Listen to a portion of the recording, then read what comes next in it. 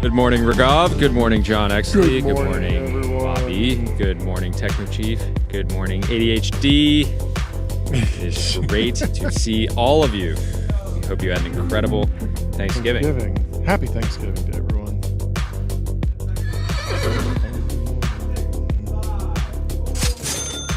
Cha-ching!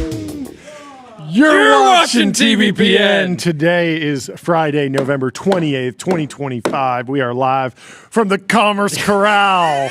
The Commerce Corral. You might be wondering. It is good to be back. This show, of course, is sponsored by Ramp. Time is money, save both. Easy to use corporate cards, bill payments, accounting, a whole lot more. But we're doing a crazy Black Friday stream with none other than Shopify. That's right. That's right. We're in the green suits. We got tons of guests who are on Shopify. And a guest host today. Guest host, Carly Finkelstein from Shopify. He's going to be calling in throughout the show at multiple periods of time to let us know what's happening in the world of e-commerce, in the world of commerce generally. At this guest lineup. Can we just drop the E at this point? Why do we keep calling it e-commerce? It's just commerce. It's just commerce. I don't care about any commerce other than e-commerce, so we should just take it over. The rest should be called T-commerce, traditional commerce. T-commerce. T-commerce and e-commerce, we're just calling it commerce from now on. It's just commerce. It's over. It's over. We won. Complete and total culture victory. We lost one thing. What did we lose? You used to be able to meet up at your local retailer on a Friday. Yes, on Black Friday. On Black Friday. Yeah. And fight. Still nursing a hangover from Thanksgiving. Getting a fist fight. Yes. Over consumer electronics. Yes. Nobody has replicated that online yet. You can't do that online. That is a startup option. Yeah. You can't do that online. Request for startup app that lets you fight strangers for consumer electronics deals. Yeah. Nobody's done it yet. So you get on the waiting list. You'd be able to check out just normally. It would just be a normal Shopify checkout, but then maybe there'd be a Shopify plugin and post-purchase flow. Post-purchase flow. Post-purchase flow. Would you like to get in a wrestling match for more, for a bigger discount? Yeah, put the gloves on. Yeah. It doesn't need to actually be violent. Yeah. You've secured the product. You're good. But if you want to get in a fight, we can bring that experience of the traditional commerce experience. We're bringing the traditional commerce experience into the modern era, into the e-commerce era, into the commerce era. That's right. And we're doing it here on Restream, of course. One live stream, 30-plus destinations. If you want a multi-stream, go to Restream.com. Harley kicked it off with a video that just hit the timeline. He says he's ringing the opening bell at NASDAQ this morning alongside Shopify merchants, Brunt Workwear, Wild One, Swim Sweets, Abode. There are a ton of companies that he's going to be taking us on a whirlwind tour of. We're very excited to have him calling in just a few minutes. Toby Lutke also hit the timeline. He said, it's officially Black Friday in the first time zones, and we're live with this year's Live Globe, now inside of a pinball machine. The design is beautiful. Pull up this video so we can see it. It's fun to play, and live sales trigger surprises. The team went all out on this one. Give it a spin. Yes, very, very fun. I feel like there's been this the Black Friday sales tracker has been, I don't know, a decade in the works, maybe 2 decades in the works almost. I mean, Shopify's coming up on the 20-year anniversary next year, I believe. The first sale that they processed was in this one is wild. 19 years ago. Feels like being inside a video game. Yes. And so every year it's become a race to create an arms race to create an even more extravagant and elaborate sales tracker. But it's a lot of fun. It's got to be. This is like a Manhattan project for front end devs. It really is. It's like AGI for front end developers. Seriously, if you're a front end dev, this is your Super Bowl. This is your Super Bowl. It really is. It is. A lot of folks are doing crazy stuff all over the internet today. It's a lot of fun. Well, I am excited. We should read through the guest lineup if we can pull that up again. But we have a pretty incredible lineup of guests. We have Harley joining, of course. We have Noel from Gymshark. We have Sarah Foster, co-founder of Favorite Daughter and podcaster. We have Peter Rahal from David Protein, former guest of the show. Excited to have him back on. He has just put on an absolute masterclass with David this year. It's will be a Harvard Business School case study if it's not already. And we haven't had him on since the boiled cod thing, have we? Yeah. Because we had him on, and then he did the boiled cod stunt where he had a whole bunch of billboards. He sold a lot of cod. Did they actually? They actually were selling cod. They were actually sold it. They were actually selling. That's not a joke. Okay. I had to double check on it. Okay. It was a real sale. Okay. But yeah, been on an absolute tear. Yes. And who else we got? We have Farhan, VP of Engineering over at Shopify. We have Torin from Mod Retro. He's got news today. We have Kevin from Tecovas. We, of course, are wearing Tecovas today here in the Corral of Commerce. And we have my dear friend Nish from Array, one of the fastest growing supplement brands that I've ever been aware of. So very excited to talk with him. Benny from Figs and Brian, of course, my co-founder over at Rora, and Kat from AG1, and then we'll wrap it up with Sean from The Ridge, repeat guest and dear friend of ours. So it'll be a fun show today, trying to really get a view into how brands are approaching. The production team's fired up. They're fired up. We got a skeleton crew in here today. A lot of people traveling. We did let most of the team just focus on commerce today, but we are here, of course. This is not the biggest lineup yet in terms of total number of guests. It's close, but I believe didn't we almost Teal Fellow episode was really huge, and then there's been a couple obviously you have to count YC demo where days. we've just gone through just one guest after the next, after the next, after the next, and we sort of lose track at that point because it's so many guests. Let me tell you about Gemini 3 Pro, Google's most intelligent model yet, state-of-the-art reasoning, next-level vibe coding, and deep multimodal understanding. Well, we have Harley in the waiting room. Let's bring him in. Let's bring in Harley. The man Shopify. himself. Bring him in. Harley, how are you doing? Whoa. Oh, look at that. Oh. Where's your Let's tie? go. Casual Friday over there. Wait a second. Whoa, throw him up. Throw him up. Tecovas, let's go. That's fantastic. I don't know where you guys get these outfits, but I'm in. They're fantastic, yes. They're fantastic. Looking great. Some people say we look like the Riddler. I think it's very clear that I think we look great. I will tell you, I don't know how many suits you guys have, but I assume you have every color of in your closet. Close. Not green. Green. No, I've got a darker green. Oh, you have dark green. Yes, you have dark green. green. I went with brown. But nothing quite this green. Yes. Nothing quite this green. Shopify Well, green. Kevin from Tecovas is coming on later on. Yeah. I just got a text message from him. He sent me a photo of their store in Austin, which I think he's going to be calling in from. Okay. And apparently they have a fire marshal issue there because the store is Packed? so insanely packed. No way. So he'll tell you the story of what they're doing there, but it looks really cool. Amazing. And what do you got going on behind you here? Yeah. So I'm at the New York Port, our office here in New York City, the other capital of capital, other than of course where you are right now. And I have the Shopify dashboard behind me, and we are doing $4.3 million per minute. We're doing 40,000 per minute. Cha-ching. Yeah. Yeah, I'll use this.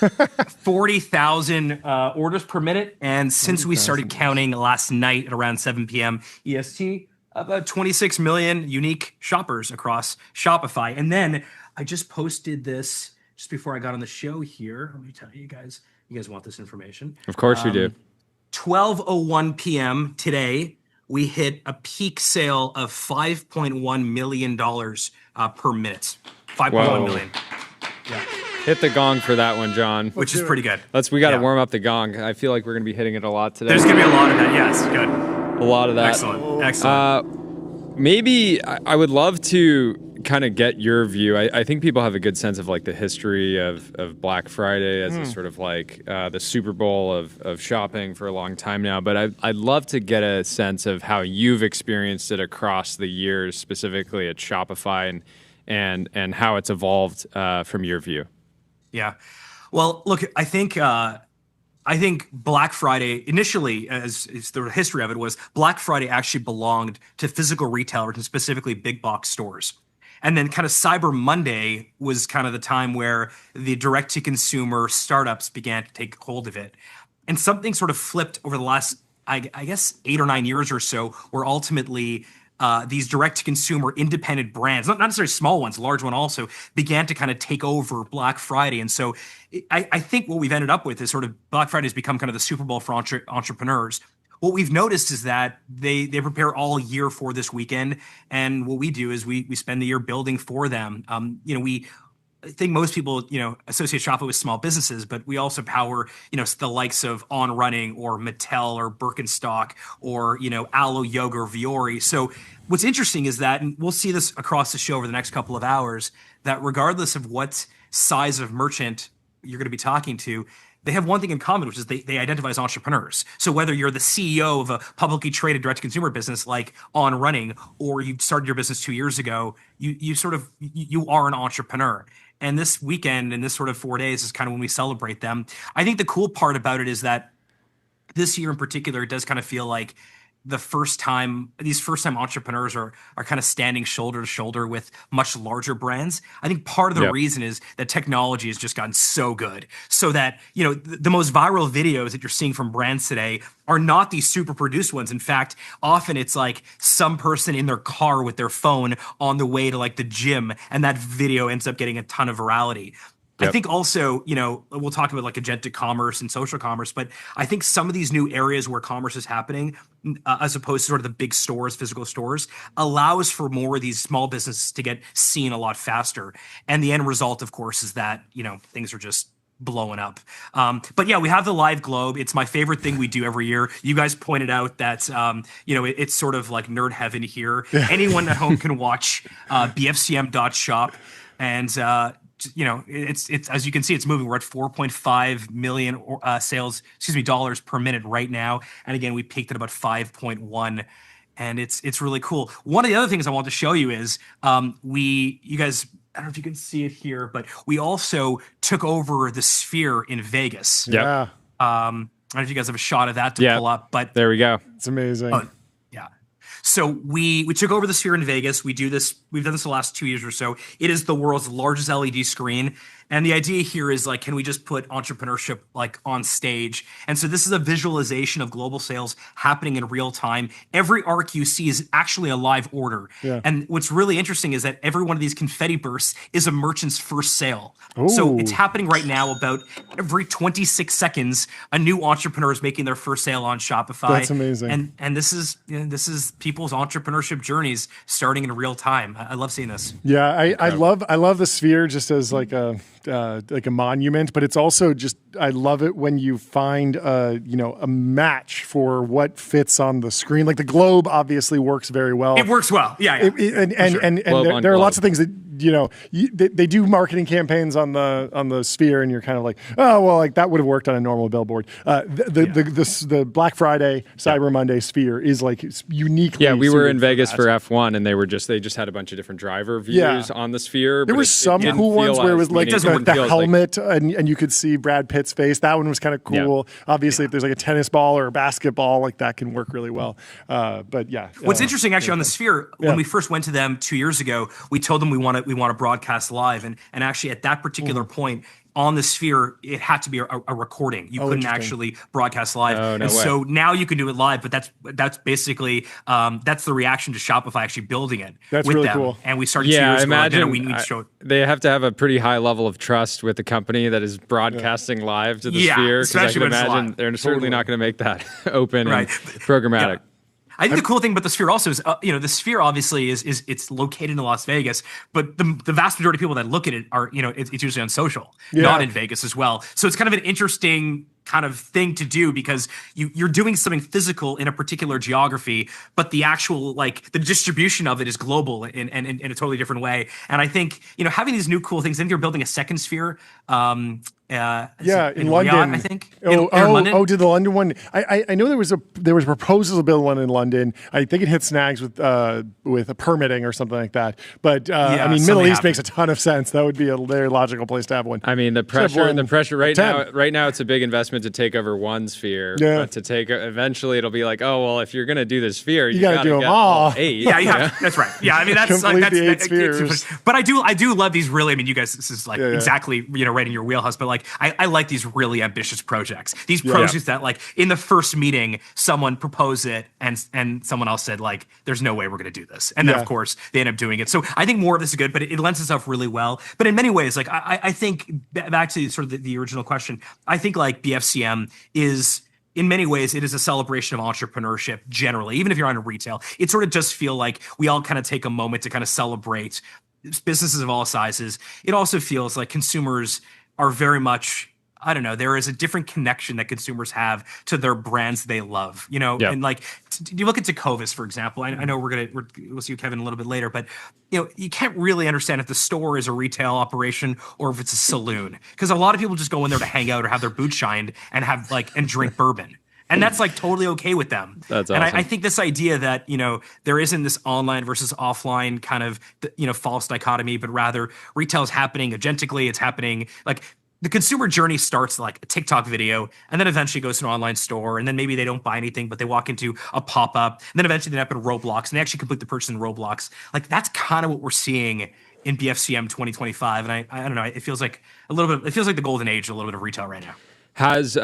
What does the data look like from your guys' side at a kind of global or macro level? Is there a specific moment in the day that is the most intense from a platform standpoint in terms of demand, or is it kind of smoothed out more than, let's say, in a traditional retail world that, whenever the store opens is like the sort of period of peak intensity? There was somebody here on X saying it was 11 a.m. Eastern time is the peak, which is not what I would have expected, but is that roughly correct? It always is. It always is. Yeah, it's always between 11 a.m. and noon Eastern time. So you kind of think about like West Coast, it's 9 a.m. West Coast or so, or 8 or 9. Europe is sort of peak, celebration mode. They've already had their pints. Okay. But yeah, that usually is when it is. Something interesting is one of the stores that's on Shopify that I love is Supreme, which, is a legendary, flash sale retailer. Yeah. And they have every Thursday at 11 a.m. Eastern Standard Time, Supreme does this massive flash sale. And one of the reasons that one of the things, you guys have probably heard me say this, but one of the things we love about these millions of merchants on Shopify is that they push the boundaries of the platform. Mm-hmm. Whereas, some companies would say like, that's too big or that's too complicated. Like, you kind of fire customers. We do the opposite. We kind of embrace the most complicated merchants on the planet because we feel like they kind of stretch us in the right direction. Mm-hmm. Supreme very much does that. But what's interesting is that like on a regular basis, Supreme has the largest flash sale that's ever happened. And then a week later, they then break that record.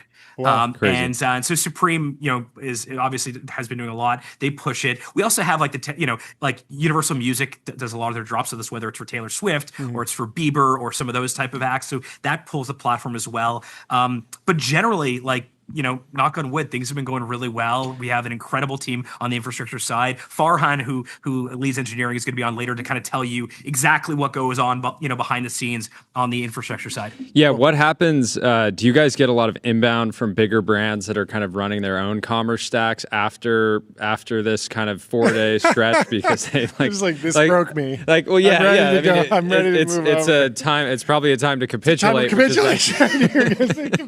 Well, especially if they've had an issue, right? Like every year, I don't do this anymore because frankly, I realized that it pissed off a lot of people. But often what I would do is during Black Friday, when I saw a very large big box retailer go down, I would literally just post something on X saying like, should have been on Shopify. And then sometimes they would call and it's very aggressive and it's very passive aggressive. And sometimes they would find that to be, cute. And other times it'd be like totally, disrespectful. It's like, hey, our site was down. Our site was down for just straight up aggressive. Yeah, I mean, if your site goes down for 10 minutes and you could lose out on, I don't know, $1 million Are you kidding? in sale. If you are one of these large sort of electronic big box, like a Best Buy type retailer, and you go down on Black Friday, which has happened, it is a really big deal. There was kind of this era, to be honest, of enterprises believing that part of their real value was owning their own stack. We're a tech company. That's the first time. Yeah. Whoa. That's a 100,000 sale milestone just happened there. Whoa. There we go. It's cool. Yeah, I love it. So that's right. So some of these merchants, like they wanted to be, they believed they were tech companies, and I think that era is over. Which is at some point you read about, ChatGPT embedding commerce, and in a board meeting someone says, "Well, do we have that?" And then someone else says, "Well, no, but if we were on Shopify, we'd be in that launch," and that helps a little bit. The idea also it's like running your own servers or having your own data center. Like at some point, it doesn't really make sense to do that. I think that era is over. And so I on the last earnings call, I talked about Estee Lauder coming to Shopify. One of the reasons I'm talking a lot about the Estee Lauders of the world and these much larger brands coming to Shopify is that I want to kind of begin to explain to the world that we also handle the most iconic, legendary brands, Mattel or Birkenstock or these brand or Hunter Douglas. These companies that historically wouldn't have come to Shopify are now coming, and we love that. What are you seeing? What are some kind of key trends that you're seeing as far as like everything from like marketing strategy to discounting strategy? Like what are you seeing globally this year across the platform?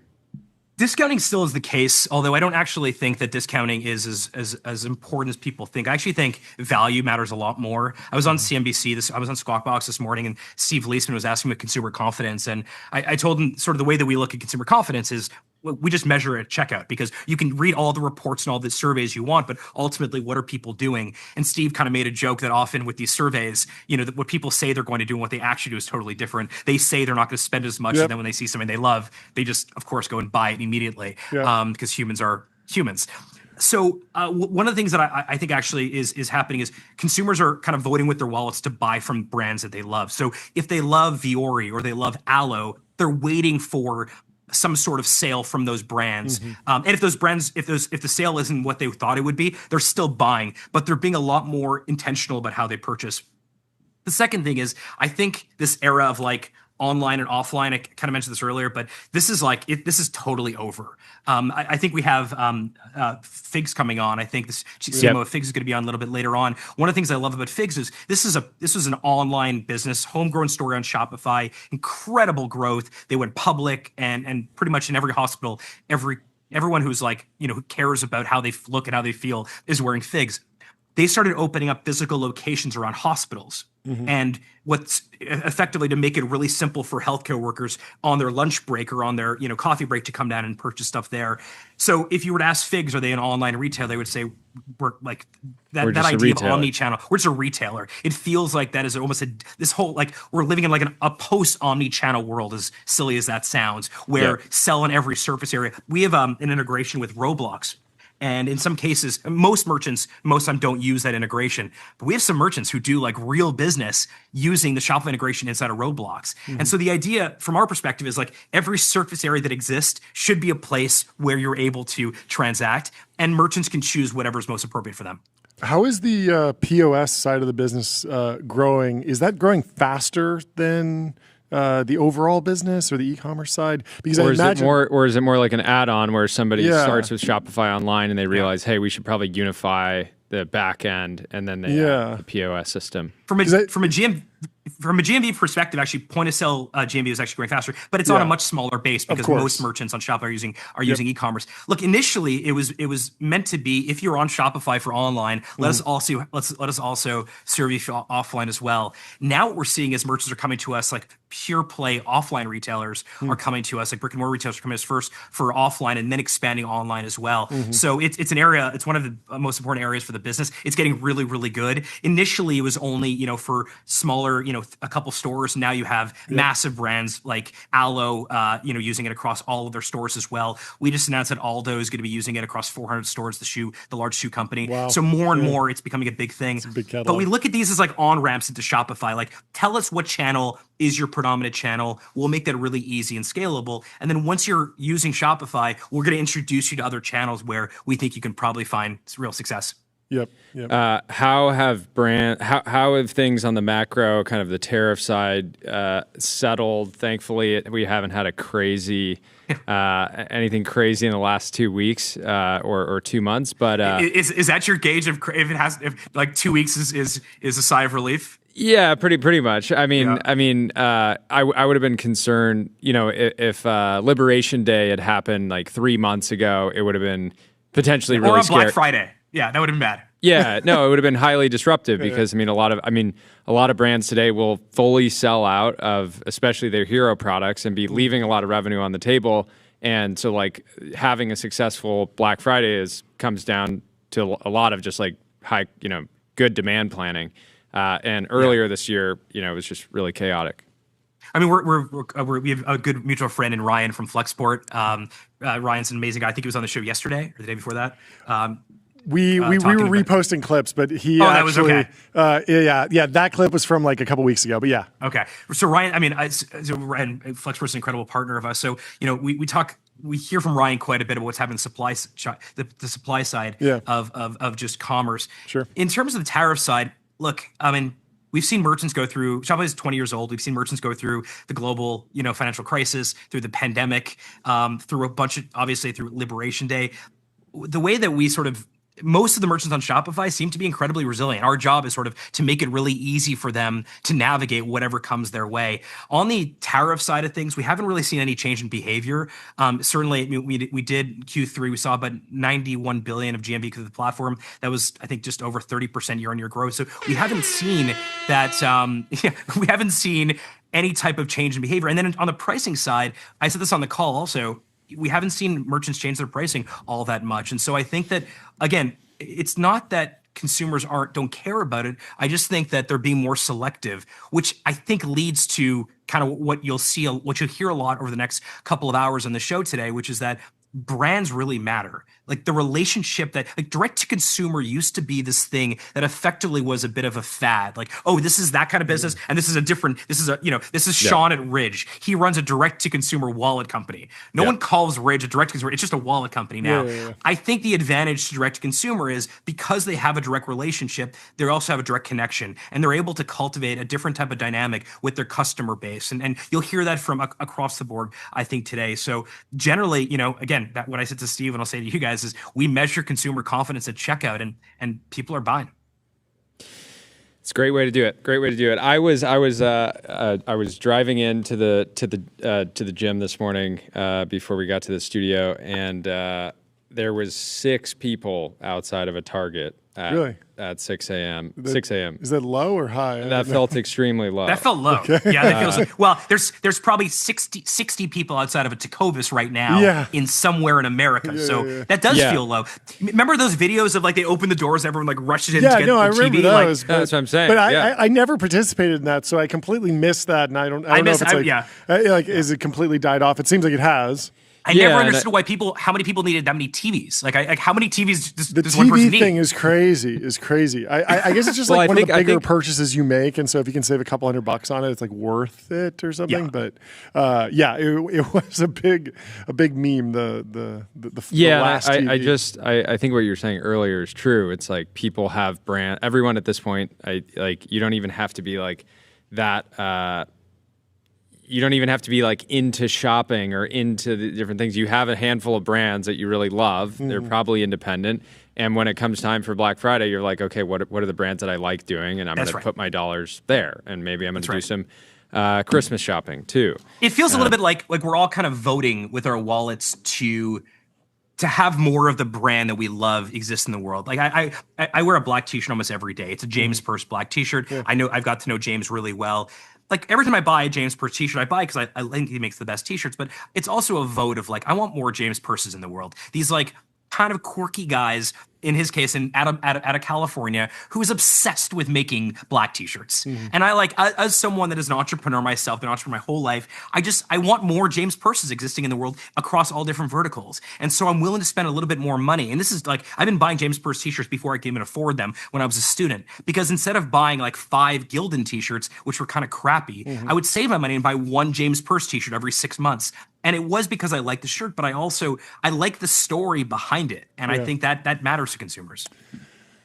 Give us the update on agentic commerce and AI. We've obviously spent the last couple weeks talking about the battle between ChatGPT and Gemini. But I'm curious what the update is. You guys are definitely the ground zero for that battle. It seems. The amount of debate from every one of your guests is amazing. Everyone is perfectly conflicted. Everyone has an opinion. Yeah, that's right. Look, we are not trying to guess exactly what permutation is going to win. Mm-hmm. What we're trying to do effectively is whatever is the way that agentic is going to happen. We want to make sure Shopify is right there. We want to make sure, more importantly, that our merchants are there. So part of the reason that we built our agentic tools in a way that is more modular, like we built Catalog, which is effectively every SKU on Shopify. We built checkout kits, so you can actually effectively customize the checkout inside of the app, the agentic application, so it looks like it's natively integrated and it feels like it's part of the conversation. The reason we're building these sort of tools in that way is to effectively give these tools to every single application. And we've partnered with ChatGPT. Obviously, that got a lot of attention. We partnered with Perplexity. We're working with Microsoft as well. Mm-hmm. So our view is that in a similar way that, when social commerce started to gain some steam, we didn't really know what platform was going to be the one that ended up being sort of the winner. Obviously, social commerce is a bit different. Now it feels like it's more about discovery, less about the transaction. No one's really checking out on these platforms, but they're learning a lot. The thing I'm super excited about and super bullish on is ChatGPT had some news, I think it was last week, around deep research focused on shopping.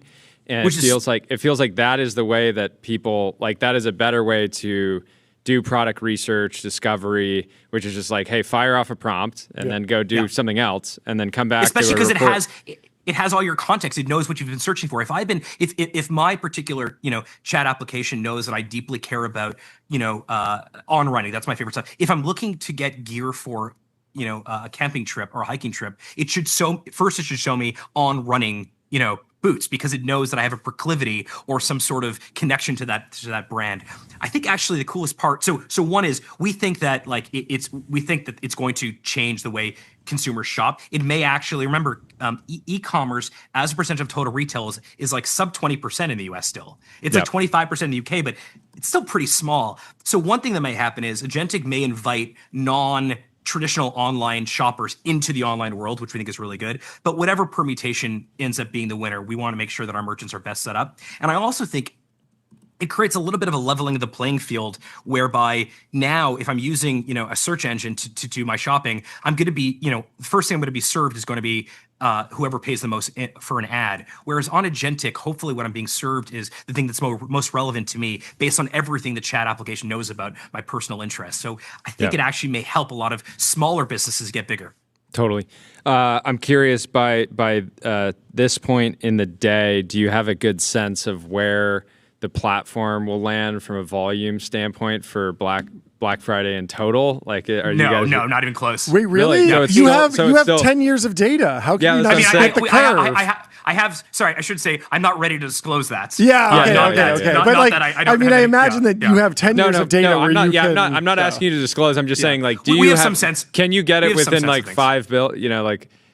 Our data team is legendary. I'm sure. Legendary. There's no way you can't predict. But I mean, so far things are going really well. We did 9 point. So for the weekend, for the 4 days, so Thursday night till Friday. So Thursday night, when sort of Thanksgiving starts, until Monday night, I think we did 9.3 billion in 2023. Mm-hmm. We did 11.5 billion in 2024. Whoa.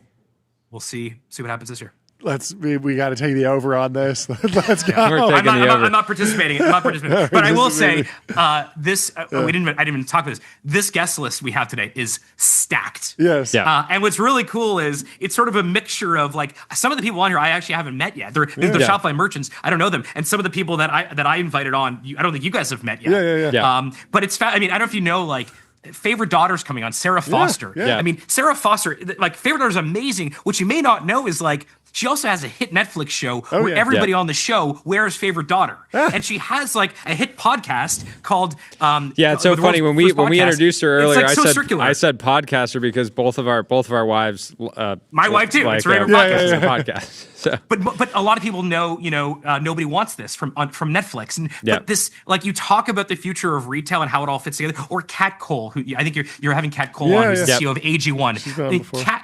Kat recently, she's said this publicly. Kat does they sell something like $600 million is what Kat says with one single SKU. I mean, that is unbelievable. You talk about this exciting new evolution of commerce and retail. These are the people that are building it. And they're building it on Shopify, which we feel very honored. But these are the people on the show that are really leading where this whole thing is going. Yeah, it's incredible. We're having Brian on, the CEO of Rora, later. New Shopify merchant. Brian and I started Rora together. I heard a while back, and this is Rora's first Black Friday ever. So I got the Shopify. How's he feeling? Oh, he's feeling great. He's feeling great. No, it's been an awesome year, and Please tell Brian to send me all of his feedback and product suggestions and anything else he has there. Of course, that's really cool there. Of course, yes, you have Kat, you have Brian, Nishant. You have on. Wow, I mean this. Peter, Sarah. Do you know Array yet? Nish's brand? No, I mean I know the brand. I don't know. Yeah, I mean this is very very under the radar because they raised one round, right at inception, and then I won't dox their revenue because I don't know how much is public, but one of the biggest companies that's joining the show today, and hardly anyone, at least in the X world, is even aware of them. So excited for that one. Incredible. Yeah, I'm just looking here. I mean, okay, so Noel Mack, who leads with Ben Francis, they live in Gymshark, he's actually calling in from his new store in Dubai. Yeah. Gymshark is the poster child for online, multi-billion-dollar company, and now he's calling us from Dubai, where he's opening a brand new store. So it'll be interesting to see, I don't know if you've been to any of the Gymshark stores, they only have a couple of them, but they're gyms, and you talk about experiential retail, they're the best at that. Well, stuff. we're gonna have him go for. We should have him do a one rep max on the show. That's a good idea. If they have the setup. Incredible. All right. Well, you'll be back on. You'll be back on soon. Where are you headed out to? You're gonna be I'm heading around? right now to Tecovas in Soho. They have a brand new store that just opened, so I'm going to be calling in our next round. I will be at the store in Soho at their bar, and a little over an hour. He'll be back in 12:50. Incredible. Thank you for letting me co-host, and thank you for sending me this amazing outfit. Yes. I feel like I'm one of the boys. Thank you. And, you are. I'm very grateful for you guys doing this with us. Yeah, so much a lot of fun. Awesome. We'll see you in a little bit. We'll talk to you soon. See you guys. Have a good one. All right. Bye. We're about to hop on with Noel from Gymshark.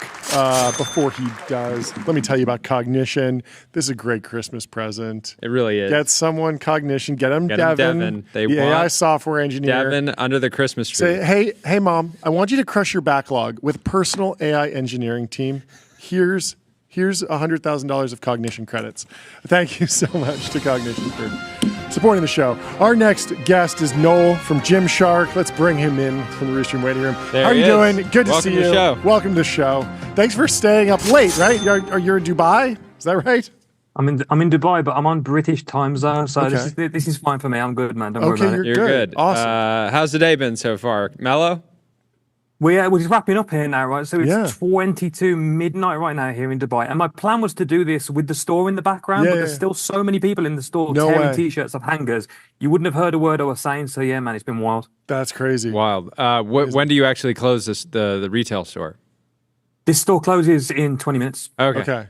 So did you do it 24 hours? Did you open at midnight last night, or when did you actually open? No, this morning? it opened. You know what? I should know that. Devil's in the details, right? But no, I don't know what time the store actually opened this morning. But I only got into Dubai at 10 a.m. So I'm not sure. So that's going to be my. Where excuse. did you start the day back in the UK?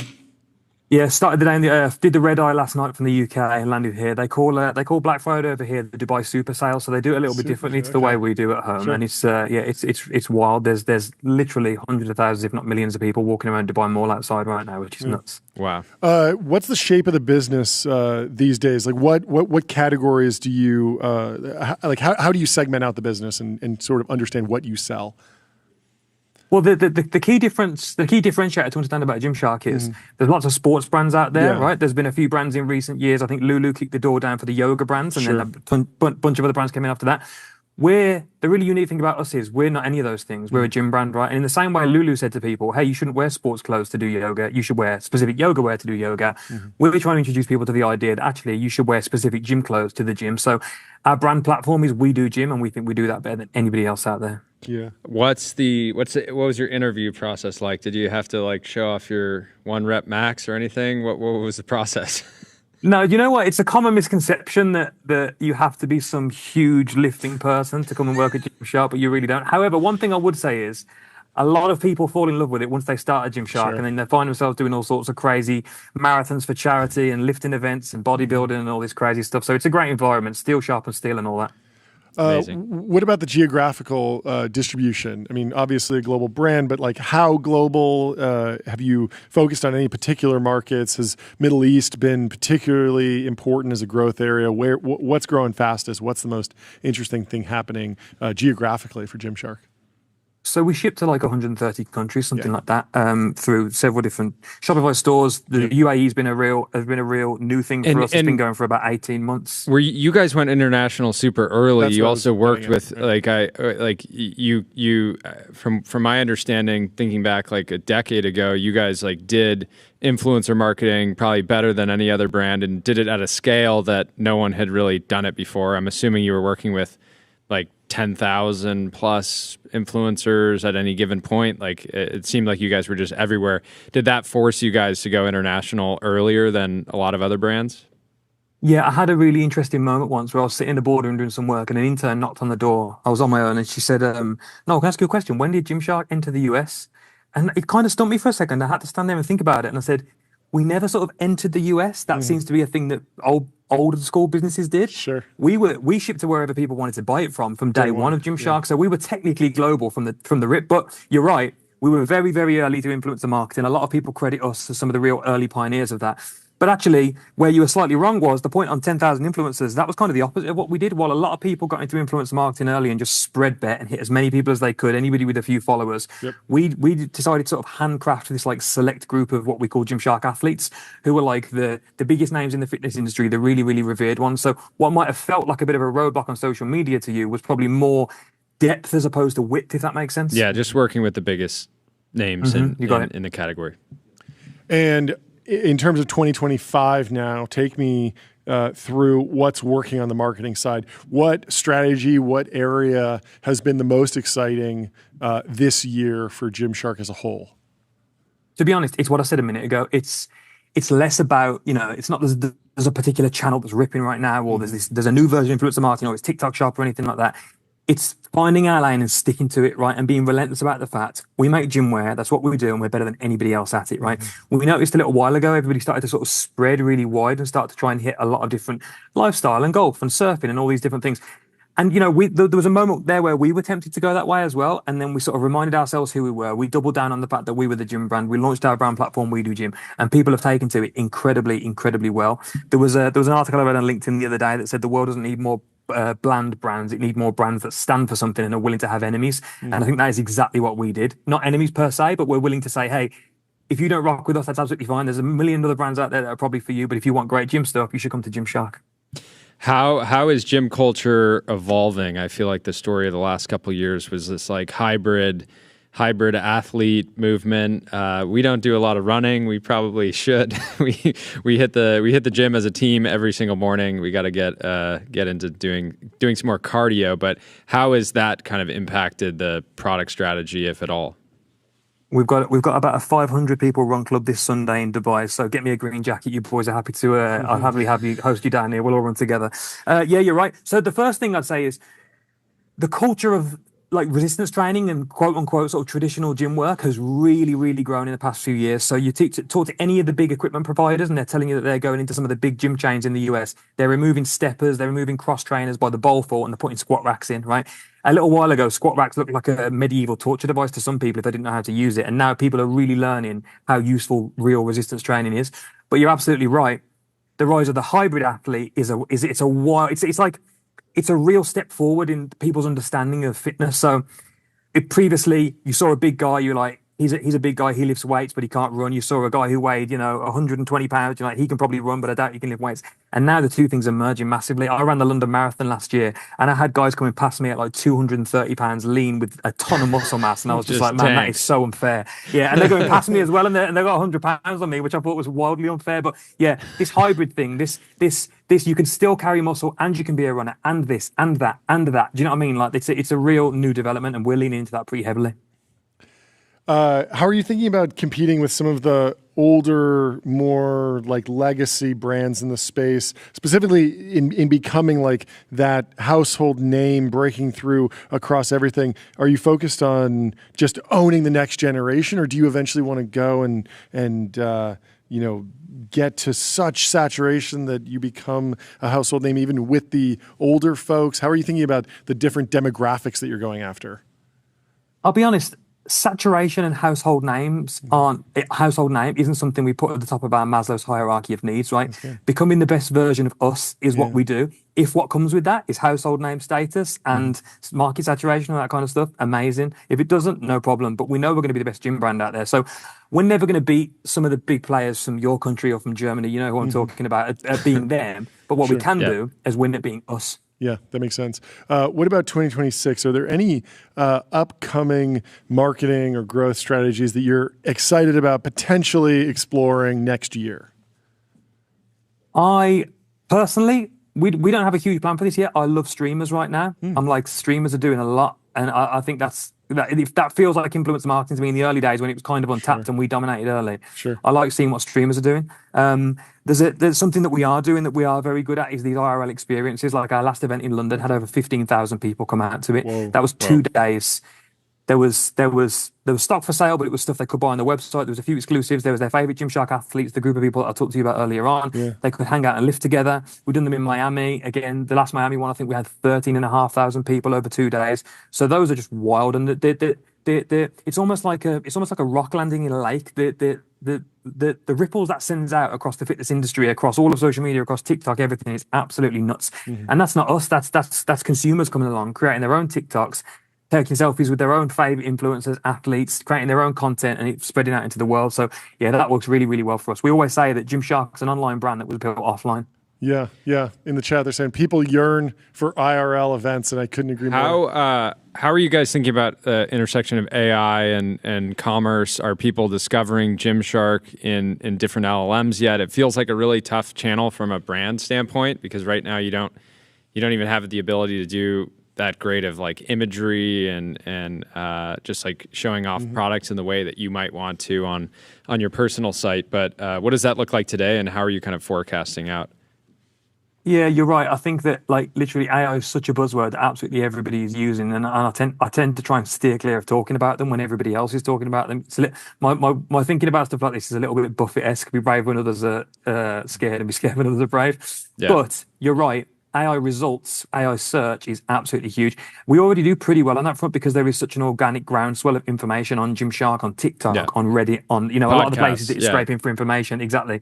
So we do quite well. But you're right. I'm not going to give away the secret sauce now, but we are. Well, it's not my department, but somebody else at Gymshark is working really hard on making sure that we do even better on that front going forwards. Yep, makes sense.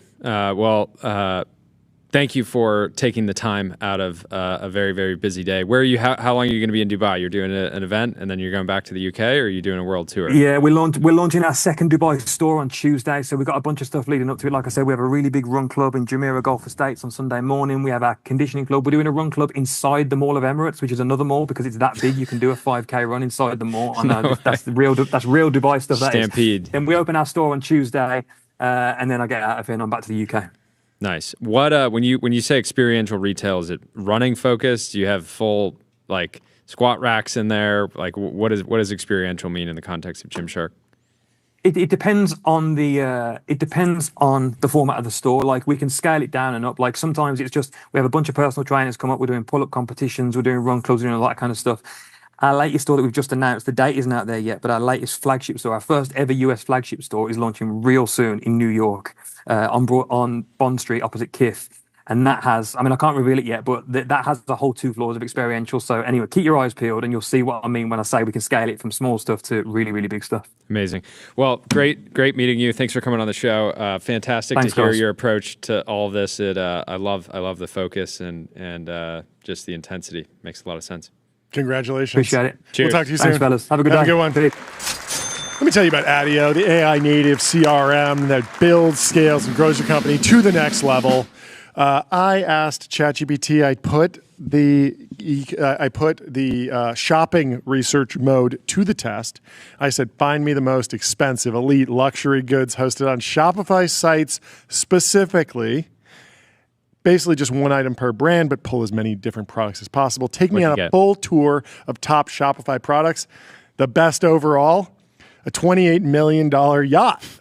Motor yacht, the Mangusta 165 Is it Rev actually motor on yacht. Shopify? It is. I can put it in the. They're selling yachts on Shopify. They're selling yachts on Shopify. This is not a joke. I'm going to put this in the timeline so we can all pull this up. It's a $28 million yacht. It's 50 feet, maybe 50 meters. They call it a super yacht. Few consumer products exceeded tens of millions of dollars, but this is a full 50-meter super yacht. It comes from a boutique broker using Shopify.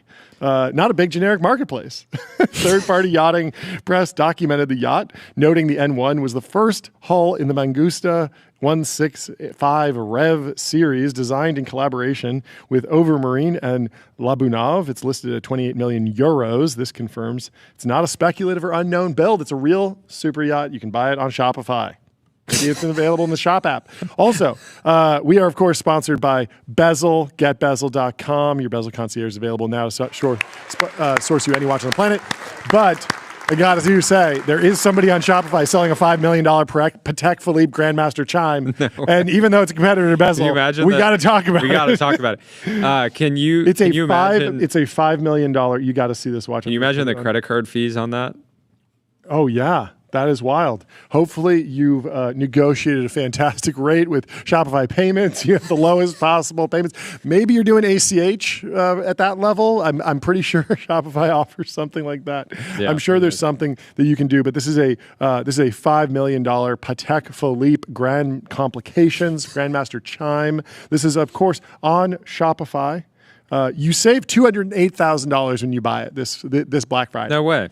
Yeah, exactly. That is so generous. $208,000 savings if you go with the Grandmaster chime. I think this is a fantastic great opportunity. watch. If somebody out there really wants to stimulate the economy, yes, this is a great option. I have another one. So you got. Have you ever wanted a supercar? And if you thought, I couldn't possibly get a supercar on Shopify, that's crazy. I couldn't get a Bugatti Chiron Super Sport on Shopify. No. Well, you can't, but you can get the front end because there's someone that's selling just the front end for $400,000. An LLM sourced this for you? Yes. Okay. AGI not achieved internally. This is. What do you mean? This is a $400,000 Bugatti front end. What more do you want? Yeah, I don't understand the problem. This would be cool to use to build out the set here. Yeah. You could use it as like a... This is the front really of a Bugatti Chiron Super Sport. And where else are you going to get a front end if you smash your Bugatti Chiron because you're tracking it and you dig it into the gravel, the kitty litter, and you need a new front end? Where are you going to go? You're going to go to a Shopify store, of course, Jordy. Of course. You go to Shopify for this. The last one is... there's a Richard Mill.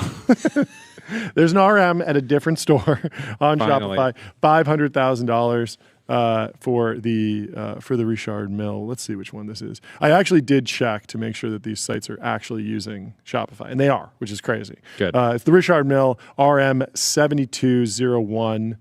Black ceramic, rose gold, box and paper. Great. $525,000. Great option on Shopify right there. You'll love to see it, and so I would encourage any venture funds out there. An RM would be a fantastic gift, end of year gift, holiday gift for Port co-founder. I mean, only if the Mangusta 165 REV motor yacht is out of stock. True, but yes, I would. But an RM that's engraved on the back, yes, would be quite a nice holiday gift for 100%, like a Series A stage founder. You'd want to go maybe with the yacht for Series B and beyond, but Series A, yes, perfect stage for a holiday. Or you can give them a Bugatti Chiron Super Sport one piece at a time. Just say one. Job's not finished. Job's not finished, but maybe by the time it is, you'll have a full Bugatti. No, it's just like, hey, keep delivering, and you'll keep getting pieces of Bugatti Chiron until you have a full car eventually. I wonder if you just buy up all the random pieces, if it'll come in at lower. No, it goes way higher. Just the front end was $400,000. That's not a. I know that that's feels not a like $50 million car. I mean, if it's that feels like a more expensive part of the car. It's probably fully carbon. I don't know. I feel like I feel like, what about the motor?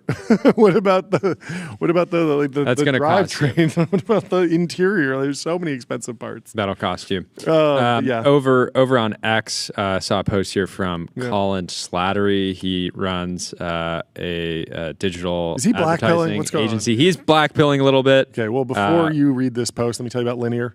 Meet the system for modern software development. Linear is a purpose-built tool for planning and building products. Continue.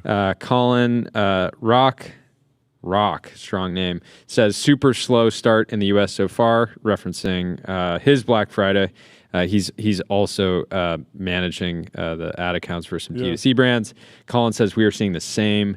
But the next post I have here from Jeremiah says, looks like Black Friday, Cyber Monday is perfectly tracking with the last 2 years, expecting a peak around 11 a.m. Eastern. So again, I don't think I'll be interested to see where today's volume actually nets out. Obviously, I think Harley had some probably knows to within. I feel like, do you think they could get it within $100 million at this point? 100%. Like at their scale, they at this point past the peak. Like we're 3 hours past the peak time. Like there's no shot that they don't know exactly what's going to happen, just from fitting to the previous curves. I mean, look at this. Look at this chart. Like it's very clear that you can fit a curve to like the previous trend, and project out. I would be shocked. But, I mean, yes, there probably is some error bar. And what was he saying? $11 billion? So within a few million is actually extremely precise. Yeah, and I was saying within 100 million. Within 100 million, that's like within 1%. Like, yeah, they probably can. Yeah. But not within like single-digit millions. Anyway, we gotta get to the bottom of how TikTok is performing on this Black Friday. Sean Frank is joking around here. He says he has a 7-figure day because he made $711 on TikTok Shop, all because of absolutely the Halo. Crushing it. 700. And there's a lot of other. It says buy a Ridge wallet to get my course. Yeah. There's something odd. I was hearing that TikTok Shop was scaling like crazy. It sounds like it's pulled back. We'll have to ask more people about, are they getting value out of TikTok Shop or any of the other vertical video platforms, short form, what's actually working. I would also be interested to see are people actually timing up influencer marketing to Black Friday sales? Are they ramping on more programmatic platforms? I'm not.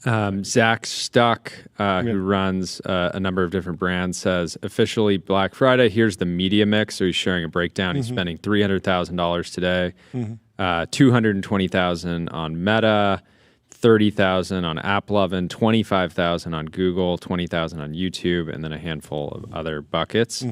Notable that spending more money on AppLovin than on Google or YouTube. Wow.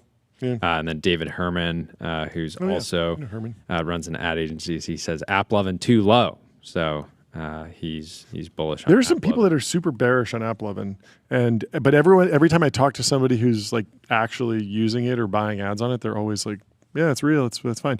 It feels like AppLovin has a weird disconnect with either maybe it's like retail traders that are bearish or something, or I've heard from like competitors being like, oh, it's well, too good to be true. it's kind of like I think it's kind of in the Palantir bucket of like fundamentally the business is working, it's scaling really quickly, but it's at a 103 PE ratio right now. Okay. So it's highly valued. So it's highly valued. But it's also something where I think because the AppLovin brand and logo doesn't show up everywhere, whereas like Google, Facebook, Instagram, TikTok, these ad platforms do.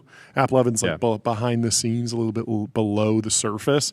That just confuses people. And they're like, yeah, how can you possibly make money behind the scenes? David Herman says, cut ad spend so far for Black Friday, Cyber Monday for one client by 48% year over year, and we're only down 6% year over year. So, interesting. Interesting strategy there to actually. Yeah. I mean, it is a big question about like, on Black Friday, it is probably the highest intent shopping day of the year. Very much every person on Black Friday, almost all of them, they're not just sitting there being like, oh, I'm bored, I'm going to go shopping. It's more like, okay, I need gifts for this type of person, and let me work backwards. What brands do I know? What brands do I like? And so they're much more likely to react to brands that they've been seeing messaging from all year. Oh, yeah, I remember that brand, that they had a funny Super Bowl ad, and then I saw what they did over the summer, and then I stopped by the store here, and I wound up getting retargeted and put some stuff in my cart over here. But now is the time to go buy, and so I'm going back to my favorite brands. Yeah. It's not necessarily just the day where you're like randomly scrolling Instagram, clicking on whatever is coming across your feed. High intent. It's a high intent day, I would assume. David Herman also says, right now, AppLovin's pacing has been insanely good, essentially reflecting the ad spend change swimmingly. Meta's not so much. We're down 30 to 70% day over day on Meta spend, despite increasing things 4x. So we increased budget 4x, but the actual spend that's happening is down. And so, basically, people are having some issues with ad pacing. As you can expect, this is like, I would love to know how much is actually spent on Meta ads on Black Friday. I don't know if they disclose it, actually break that out by the day. I doubt it. Someone else says, my Black Friday campaign spent 70% of the budget by 9 a.m. Eastern. So that can be a problem, and these things can get unpredictable. Other fun fact I love about David, he's obsessed with police chases. Did you know this about him? Oh, does he live post them? He live posts them. He's obsessed with watching them. It's like one of these funny, fun facts about him. Anyway, before we bring in our next guest, let me tell you about Fall. Build and deploy AI video and image models. They're trusted by millions to power generative media at scale. Our next guest is Sarah from Favorite Daughter. We might have to change hats. I have a Favorite Son hat here. There she is. Thank you for joining the stream. We'll Thank you for sending these beautiful hats. How are you doing? Hi guys, I gotta tell you, a lot of tech bros texting me up this morning being like, this is so cool. I'm like, all right. Well, our wives said the same thing. They listen to the podcast, they're fans, so everybody's excited. Yes. Yeah, we're super excited to have you on. I love it. Harley wrote me, he was like, he's the e-com king. So when he asks, we show up. Yes, you know what I mean? We show up. Yes. Well, my co-founder is probably watching, by the way. My other known is my little sister. Little sister. She's moving, so she's not joining. Moving on Black Friday. Well, for the tech people that don't know, can you introduce the brand? Can you introduce the I don't know, yourself? How do you actually think about yourself? Do you use the term slash? I guess like we really give like a multi-hyphenate a run for its money. We were speaking at a Bloomberg conference the other day, and they're like, how do you actually describe yourself? It's weird. We talk about our business as an ecosystem. We have all these things that feed each other. The same girl or guy who's buying Favorite Daughter is listening to our podcast. She is probably following us on socials. She's listening to the pod. She, Erin created a global phenomenon, and nobody wants this on Netflix. So we got that girl now. It all feeds each other, the flywheel. And then from a product perspective, specifically with Favorite Daughter, how are you thinking about the shape of the business today? Where do you want to take it over the next few years? How big are the ambitions? I mean, look, we're growing fast. If you had told me that we'd be where we are right now, I mean, I said it at Bloomberg. I can say it now. We're going to do like 150 million in retail sales next year. We were profitable. Whoa. Congratulations. I don't know. Is that tacky to give numbers? Whatever. No, not at all. That's what the Why people do you want think we have a gong? The people want numbers. We have the gong for numbers. Yeah, okay, that's cool. So basically you're saying you made $150 million last year in your bank account. It's in my account right now as we speak. No, I could have never imagined. Of course, I didn't even think that there was a customer for my sister and I. We were like, we're not fashion girls. Who want clothes from us? I could have never fathomed that this is where we'd be sitting now. And it turns out the girl that's not the fashion girl, but that wants to feel chic and cool is our customer. She's us. So I think that's why you've seen probably a lot of, influencer celebrity brands maybe not scaling as fast as we have, is because we are the girl. We're not wearing Dior out in the world, but then telling you to wear Favorite Daughter. We're wearing Favorite Daughter out in the world. Yeah, it's authentic. Talk about this year. We live in LA. It's been, it was obviously a super wild, stressful start to the year. You guys have had a store right in the Palisades. Is that correct? And then moving in a few months later, you're dealing with tariffs. I mean, it's been a really stressful year, but how have you guys navigated it? The tariff thing is interesting. I mean, when it hit out of the blue, we were like, I'm sorry. And we kind of knew it was coming, but you don't really think it's going to actually happen, you know? And it really is us, the business paying these tariffs. So we had to mitigate real fast. We're looking at, India, we're looking at Turkey, we're looking to move from Mexico, but then it's changing in real time. Yeah. So it's been a real challenge, and I can't take credit for it. We have an unbelievable team. Jennifer Stender Hawkins, who is like our president, she does everything. She's like, the way that our team came together in that moment was iconic. I mean, it was elite. It was elite the way that the team came together. Amazing. And did what they did. And our profit, our EBITDA is looking a lot better today than it was about 4 months ago.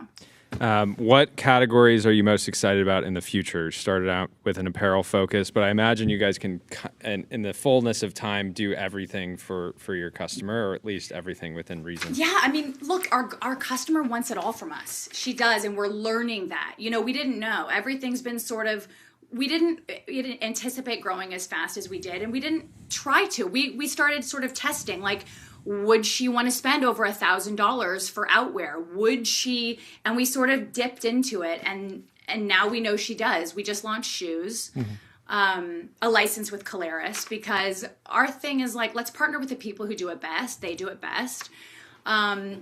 Accessories is huge for us. Obviously, like logo, it's a different girl. The girl buying the logo is not always buying the denim. And we always said the logo is going to pay for the women, for the ready to wear. Yeah, very cool. How are you thinking about AI, specifically in AI-generated content? I feel like you're going to hear from fans directly if they are not cool with AI-generated imagery and marketing materials. At the same time, sometimes people want to see how it looks on them, and so they might want to see an AI image do something. Yeah, not all AI is created equally. I feel like consumers are going to have a massive aversion to AI-generated ads, specifically of clothing, because if you buy something and then it fits terribly, and you're like, I've been like lied to. Yeah. But then at the same time, AI try-on has been be really cool, amazing. I mean, look, the thing that we all talk about under the hood, all of us, is how to mitigate returns, how to help returns. That is something that we are talking about all day. So we will embrace the right AI in certain, but like when it comes to e-com models, I don't know. I mean, I think that's where it's going. Of course it is. We spend way too much money and too many days on e-com because we're perfectionists and we want it to look great. But I'm not going to lie, it's expensive and it's time consuming. And if all of a sudden they're introducing ways to change that, but I don't know. What do you guys think the customer is going to, we're nervous about it. I think that customers will want to try on products and see how they look on themselves. I don't think customers are going to be thrilled to be like, oh, I'm considering buying this item and it's on a robot. And it's completely, it's not real. Yeah. At the same time, like the line of AI is getting very, very blurry. There's a debate going on in the video game world right now because one of the biggest video game platforms, Steam, has a tag, was this game made with AI? But the question is like, what does that mean? If one of the software developers in the game used AI to write a little bit of code, that's very different than being like, we went to the AI and said, like, make a video game, or like the entire characters are AI generated. Like there's this huge continuum, and I think there'll be something similar where it's like, yeah, if you're on a photo shoot and there's a light stand in the background and you want to remove it, like you go into Photoshop today, you do content-aware fill. In the future, you do generative fill. You technically used AI. Does the consumer care about that? There's going to be this like back and forth around trust, and as long as you're not abusing the material or abusing the trust of the individual, of the consumer, I think you'll be okay. But you have to be more open about it, and I think that's probably where you have an advantage because you have such a direct line with the consumer that you can wrestle with these publicly, essentially, and then set a very clear boundary, as opposed to like some of the faceless corporations that will, have to issue like PR releases when they make mistakes. I know. Listen, it's so tempting, right? Because at the end of the day, your customers' trust in you, your customers' loyalty to you. It's all you have. So we've before AI, we were like, should we start doing headless models? You know, because it speeds up that a lot of brands do it. Moda does it, and they do beautiful, you know, everything they do. I'm like, I want it. Sure. So we've wrestled with all the ways to, of course, spend a little bit less, but it's tough. I mean, product, obviously, number one. At the end of the day, none of this matters if the product is not good. Yeah. So that is like first and foremost, that is our focus. How can we do better? How can we source better fabrics? How can we do better quality? How can we do better fit? But when it comes, you know, to your question about the AI, it's like our customer doesn't always even want to see the clothes on me. Yeah. You know, and that's the thing. Like, Sure.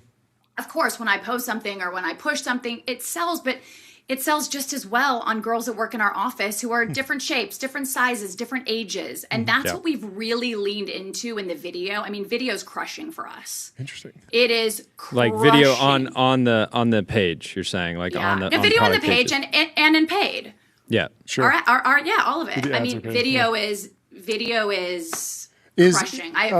Is that the marketing strategy that you think worked best for you in 2025? Or is there another sort of growth initiative that, as you look back on the year, you're really, really happy with how it panned out?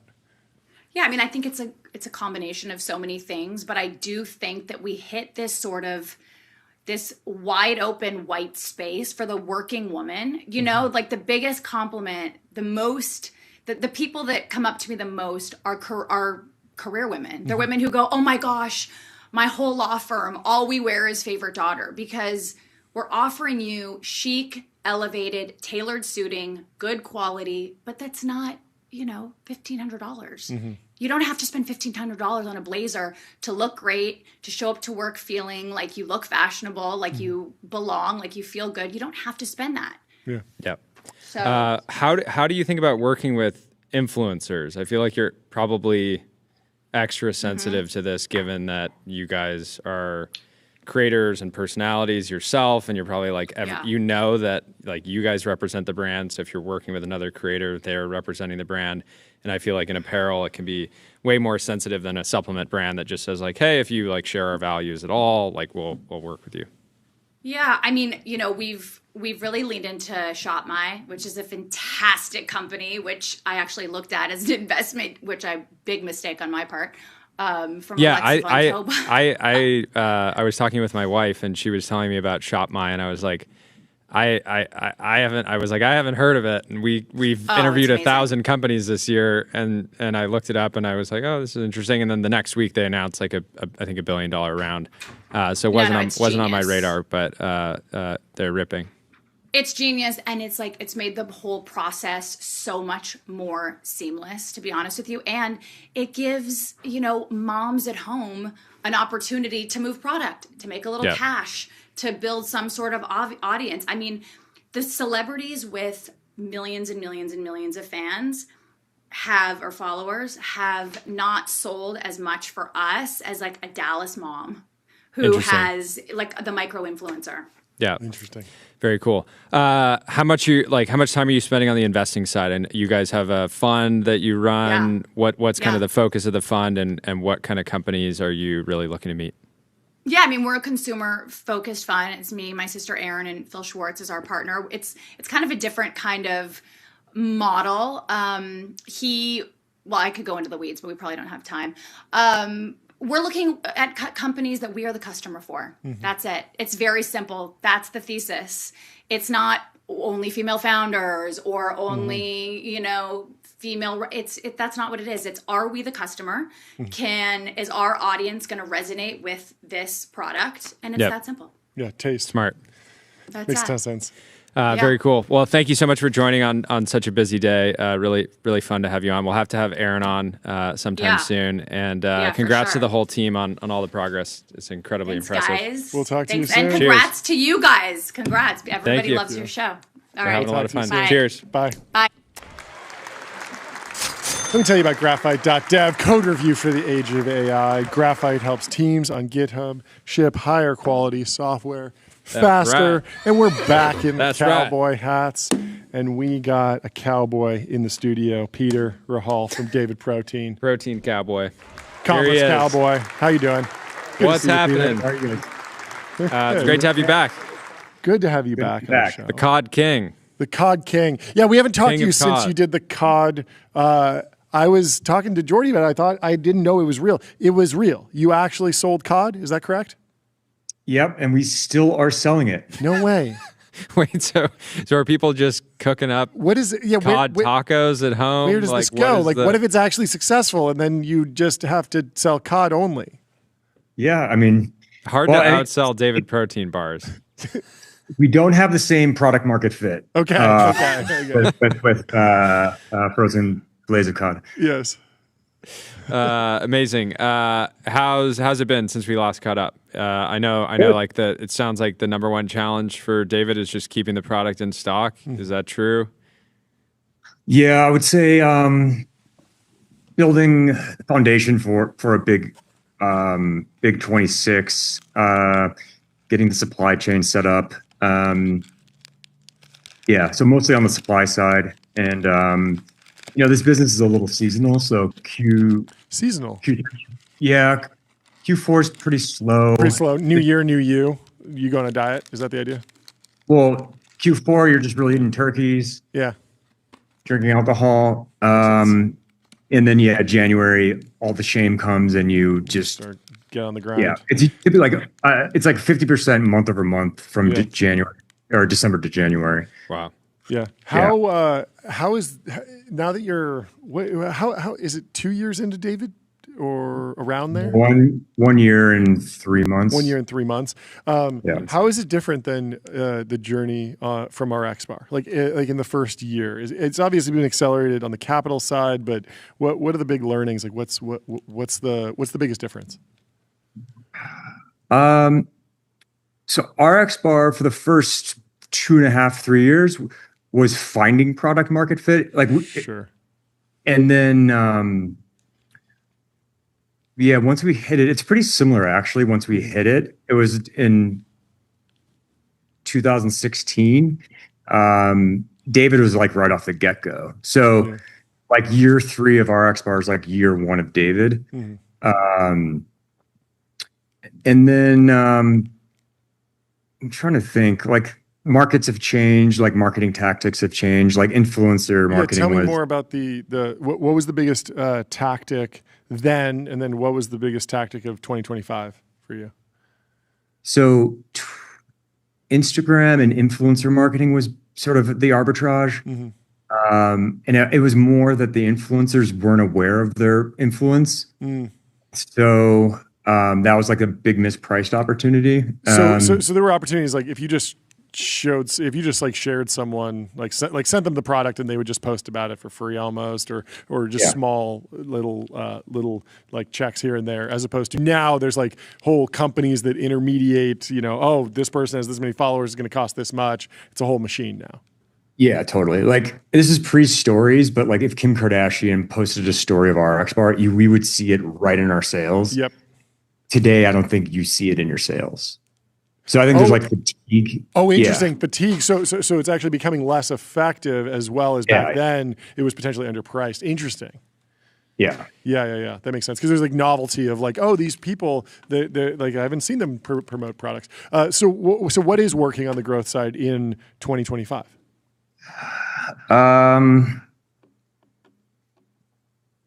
That's a good question. I mean, it's hard to attribute to like one thing, I think if you're in the health and wellness space, the health and wellness podcasts are great. Huberman, of course, is really powerful. Meta ads are working really well for us. And then like I'm kind of old school, like just trial, like sending product out, sampling. Like the business is really simple. Yeah. We have a bar. It's really easy to sample it. And if you do that at scale, it really works. And so at scale sampling means you have hundreds of people out in the real world that are going to retail stores and maybe fitness studios and just like physically sampling? Or are you saying more like sending out sample bars to individual consumers, or both? Both. Sending out. We don't have much retail, so sending out individual sample packs to consumers and influencers and people of influence, and then events, doing good events and micro influencers. I heard your previous guest talk about that. That like really powerful because they have credibility. But from a growth, like tactically speaking, like everything's working for us, and it's not to be arrogant. It's just that the product's just really differentiated. Like, no, that's the key. That's the key in CPG. Every time I've invested in a company where I try the product and I go, this product is 10 out of 10. It's the best in its category. The business just crushes, and the founders you can still make a bunch of mistakes. You can not have the best ads. You can not have the best website. You cannot even have the best team. But if you have the best product, it just works. People come back, and so if you have the best product and the best execution, you're pretty much unstoppable, and you just see this lift across the board. Yeah, and so it's really hard to attribute what's working because it just kind of works everywhere. I know where it doesn't work, and it's usually a price thing, but because our product is expensive. Yeah. What about so what is the plan on the retail side? Like I'm assuming as soon as you have the inventory, you'll flip a switch and try to be everywhere, or is there a more specific rollout? Yeah. So in January, rolling out in Target and Walmart. So that's a huge lift. And then we'll be building we'll get majority of the major distribution with great retail partners throughout 26. Yeah. And what about new product, like stuff on the new product side? You've talked before about being a house of brands, and that being the way that you get to the multi-billion-dollar scale. Any rough timelines you're thinking about? Yeah, we have a new product we're launching in January. Is it fish-based? It's legit. Is that another fish product? It's not something that will confuse anybody. It's boiled trout now, John. Yeah. That should be how you haze new employees, like how you ramp them up. It's like to earn a spot on like the core David team, you have to be able to sell fish online, like frozen fish online. On TikTok Shop, you have to. Exactly. You got to hit $1 million of sales on TikTok Shop. So this is a new product under David, or it'll be in a new brand? Under David. It's a new bar. I'll flash it right here. Oh, okay. Leaking alpha right here. First time we've ever seen it. I was hoping you were going to pick it up with like two massive arms, like it was a Duraflame filled like a quart of firewood. It's like, yes, this has enough protein for an entire year, and you can just slice off a chunk as you need. Yeah, so no stunts. That's a real product. Let me put on Do Not Disturb. And Chad is asking if it's a collab with Nature's Valley granola. You know, the crumb one that like you eat it and the crumbs go everywhere. That one's so funny. It's one of the funniest bars. It's like a negative trait became a meme that actually benefited the brand. Yeah, 100%. And you have to imagine that those bars are like 100% carbs, basically. Like energy bombs. Yeah, but you know, what are you seeing? I know you have a big CPG portfolio. What are you seeing on the portfolio side? What's working? Where are brands doing well? Where are they struggling? Not everybody can have a product that has as much product market fit as David, so it's not always. I mean, I don't spend any time on my portfolio, and I don't.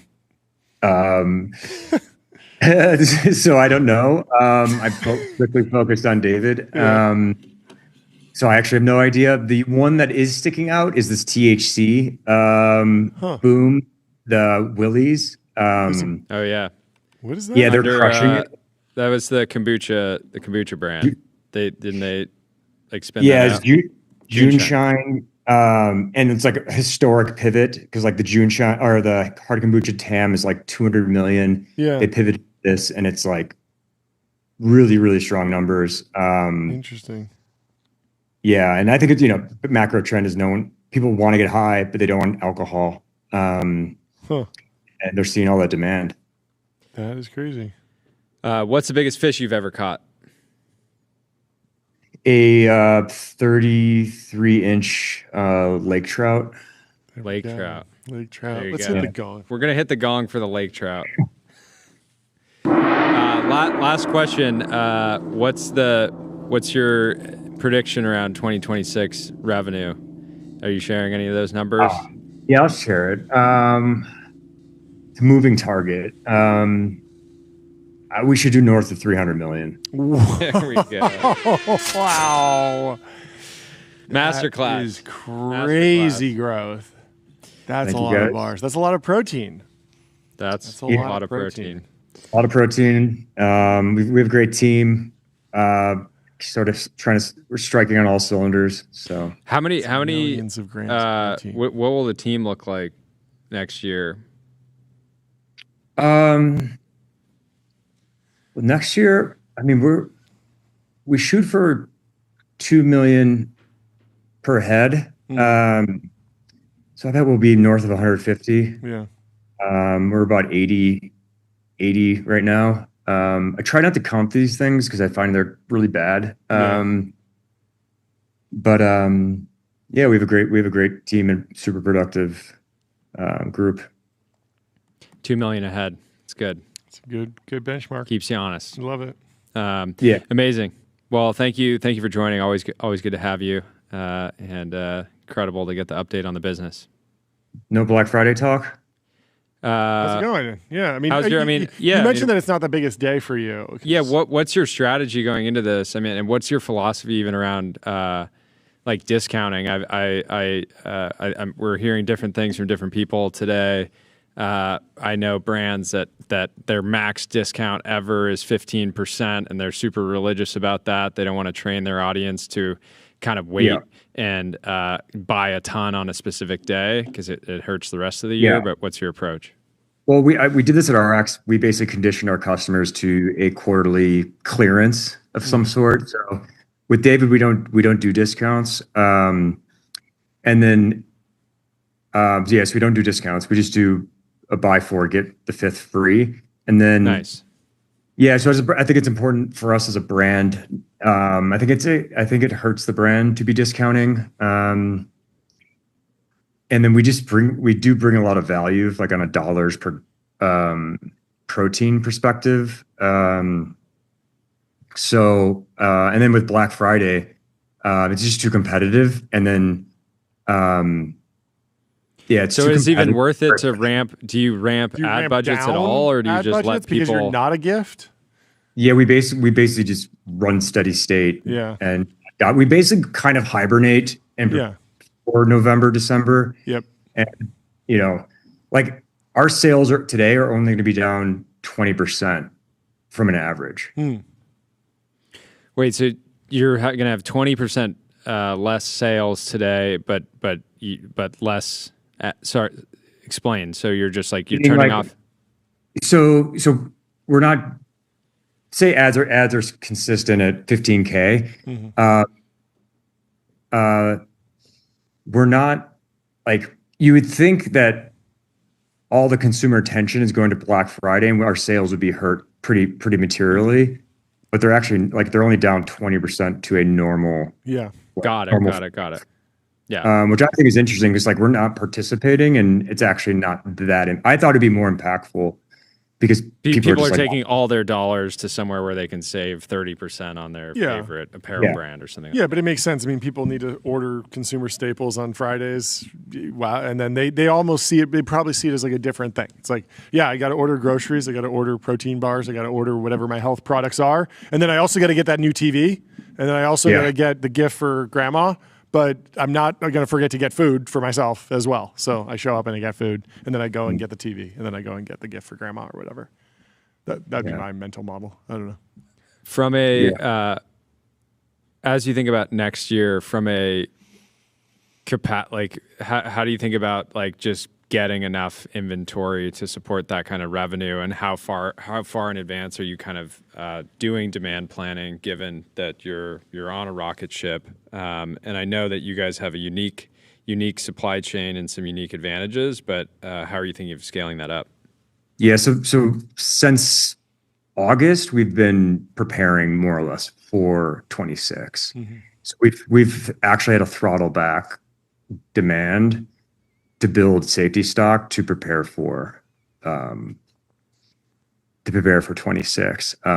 So I always think like in growth, like we don't have, you kind of want to oscillate between chaos and just like crazy growth, and we had to intentionally do that just to make sure we service and don't have service failures in 26. And service failures are like somebody's a subscriber on e-com and you actually cannot deliver the product. Yeah, and that's a failure, and then then it's unacceptable, but it's more on retailers. Like if you open up retailers, it's a deal, and you can't ship your PO. If you can't fulfill POs, it's a huge problem. Yeah. And so there's just not a tolerance for that. How are you thinking about the long term of the business? Like you've sold RX Bar. I'm sure you know all the potential buyers in the category already. They kind of know that already tried. They know you're a known quantity. I'm sure they can DD this really quickly, but do you want to IPO the company? Do you want to own it privately forever? Do you see yourself working on this in 20, 30 years? Is this like your life's work? It seems like to pull back from all the investing stuff, like you're pretty into it. Like you're enjoying what you're doing. But do you think do you think that'll be the case forever? Yeah. I mean, speaking personally, yeah, I mean, this is basically a platform for me to create new businesses and brands. And if I were to sell it, I would just have to do another. You start another bar company. You're like the ultimate, like I know one thing guy, which You're the Mark love. Zuckerberg of bars. Yeah. Mark Zuckerberg was like, if I sell Facebook, I'm just going to start another social networking site. Yeah, that's and you. starting is the hard part. Like, yeah, starting's really hard, so never want to do that. And like the asset becomes the organization, and that's the hard part. Yeah. So yeah, I mean, our vision is to create multiple brands to address different consumer needs and help remove a ton of excess calories from the American diet. Yeah. And I think I think going public is something that's like a notch on the belt thing, but I would try to just be objective about it. What about reference points throughout CPG or consumer brand history? Are you like, I love the Red Bull model of like all this crazy marketing for a very narrow product? Do you like the Budweiser model where, you know, the Clydesdales come out every Super Bowl? Like, are there certain brands or founders that you look up to throughout history and draw like inspiration from? I look at Mars. Yeah, like we're going for Mars. Yeah, that's a fantastic one. There's that book, The Chocolate Wars, right, about Mars versus Hershey. I'm blanking on the name, but it's fantastic. All about the development of the M&M, how that was Mars and another company that was like the offspring, and they did some joint ventures. Crazy business. Yeah. I think we're trying to build a house of brands, and that's cool. I think Mars is a great role model. I love it. Do you think there's a finite amount of good consumer brand ideas? Like, do they come in like based on consumer preferences and then innovation on the ingredient side? Like, what are because David was coming into a category that people thought was noisy and had a number of winners. Everybody could name like a protein bar company. But clearly, you came in innovative product, and have just very quickly dominated. So I'm assuming like whatever the next brand is, it has to fit. It kind of has to fit within that same criteria of like, it doesn't matter if the category is noisy, but there needs to be something that is like durable and differentiated about the product. Yeah, and I think the both good thing and bad thing about food, and it's similar to fashion, like. There's always a need for novelty with humans. And both food and fashion, there's always going to be room for something new. The ugly side of that is there's like product fatigue. And so staying relevant and innovating is the challenge. but there's always room. And then there will be different sort of waves or opportunities that come, whether it's a trend or a new ingredient or something like that you have to spot. But in general, my approach to something new, like we're planting a seed now for something to launch next year, and I would say like the product has to be 30% better, like measurably better.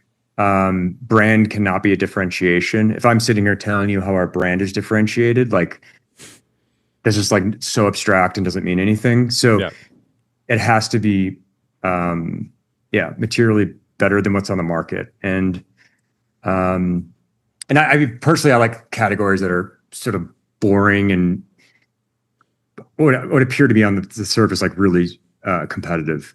Yeah. Do you spend any time at all thinking about the kind of strength of the consumer? Obviously, David customers are all strong because they're consuming a lot of protein, but more abstract. I think if you are a Mars and the strength of and consumers aren't doing well, you're going to see contraction just because you basically are the TAM. And so if the economy is if demand is falling, you're just going to see lower sales. You guys are growing rapidly in a big category, and so you're not necessarily going to notice the fluctuations. But any like feelings around sentiment and overall strength?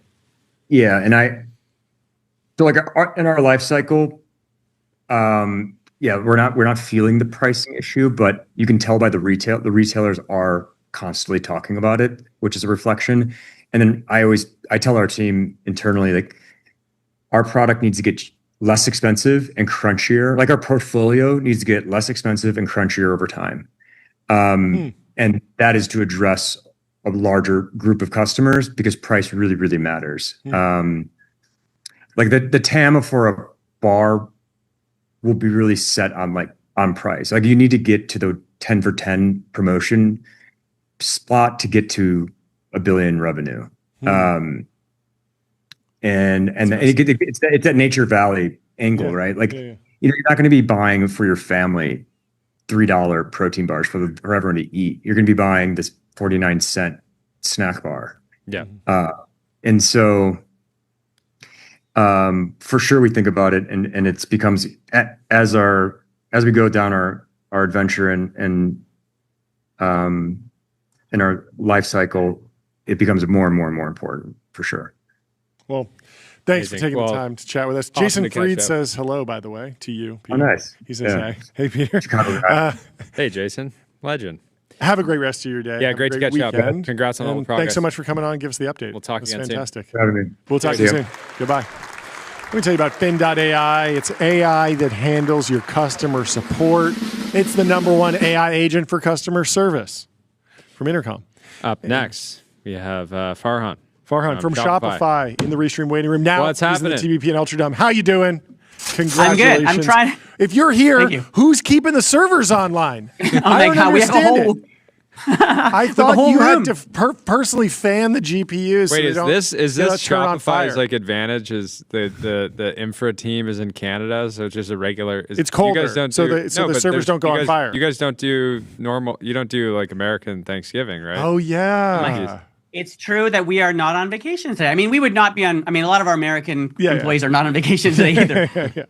But this is really why they won, because they're in Canada. It's cold up there, so the servers don't match. During the Super Bowl, the servers don't match. They're locked in. Yes. Anyway. And I'm trying to match you guys with my green sweatshirt. You but look I don't fantastic. Have the jacket. You look fantastic. Thanks for taking the time out of a busy day to come talk to us. No worries. What are the biggest learnings, changes to how Shopify is doing Black Friday, or just infrastructure or technology this year? Has it been the diffusion of AI or other stuff? What are the big macro trends in your world? Yeah, so a couple amazing things. One is like we don't just like roll into Black Friday, right? It's an all year round thing. We start planning like tomorrow. We'll start thinking about, or I mean after the weekend, we'll start thinking about Black Friday 2026. And what's crazy about how Shopify's growth is, and really it's all about our merchants, it all comes from the fact that they're doing such an amazing job by creating great products for all of their buyers. And so what happens is there's Black Friday, it's crazy. You see our sphere, you see the globe, we're showing you all the crazy sales. And then by April, May next year, it's just going to be a regular day. at Shopify because that's how fast our brands are growing. Yep. And the way we handle it is we do lots and lots of scale tests, man. Like it's crazy. We build up our infrastructure so that if an entire region goes down, we can just shift it to a completely new region and have no impact to buyers or merchants. That's amazing. Talk more specifically about like what part of the business at Shopify is getting less attention than it should right now. Obviously, people are focused on big headline numbers. They're focused on the sphere and some visuals, but like how much of a role is like the Shop app and just like Shop Pay playing this Black Friday as a product that's now been in the wild for a while now? I think everybody listening to this will have used it probably multiple times at this point. But how big of a role is that or kind of other parts of the business playing? Yeah, I would not sleep on the Shop app.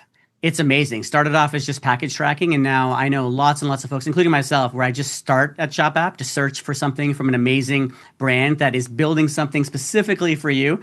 I mean, one of my favorite brands right now is this weights company called Motivate, MOTV8, number 8. Nice. And it's got these adjustable dumbbells from like 5 to 80 pounds. Beautiful, matches my gym, doesn't roll away.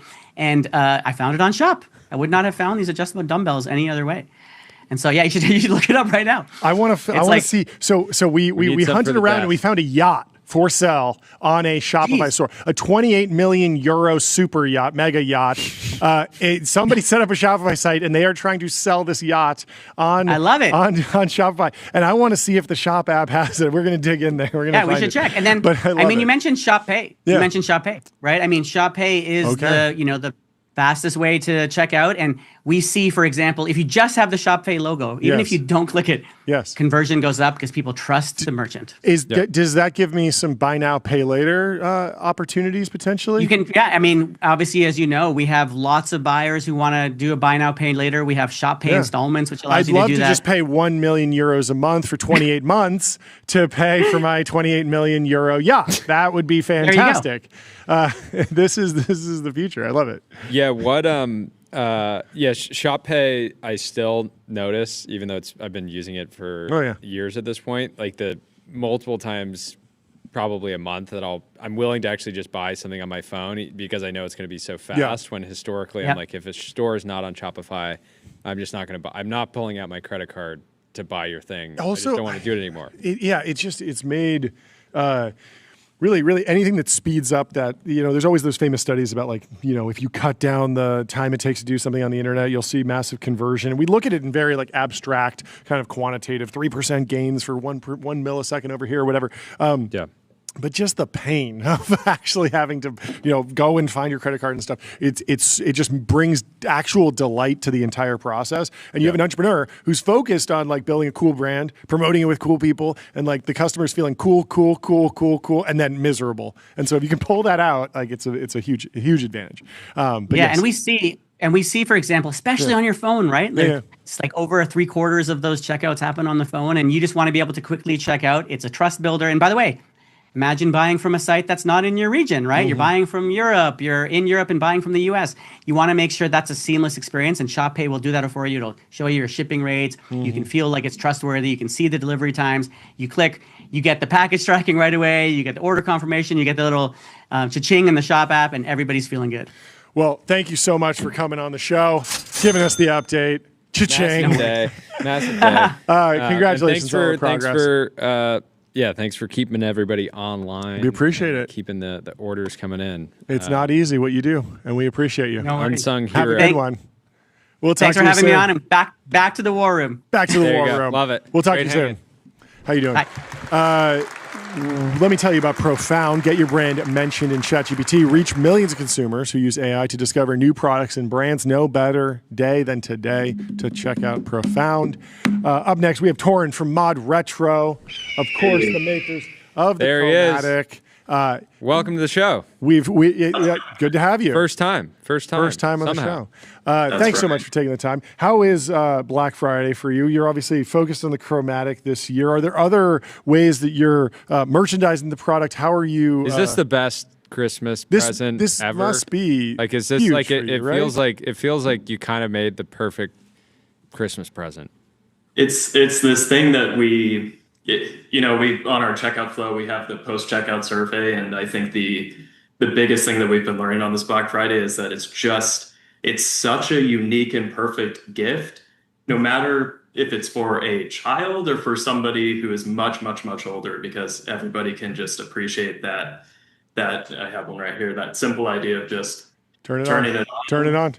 No, you're in the game. No, I was experiencing this. I mean, like, there's so many tech products today, and we talked to Palmer about this, where just going from unwrapping it to setting it up to logging in with create an account, add two-factor, like upload your DNA and all this other stuff, and it's like, can we just turn it on and have fun with it?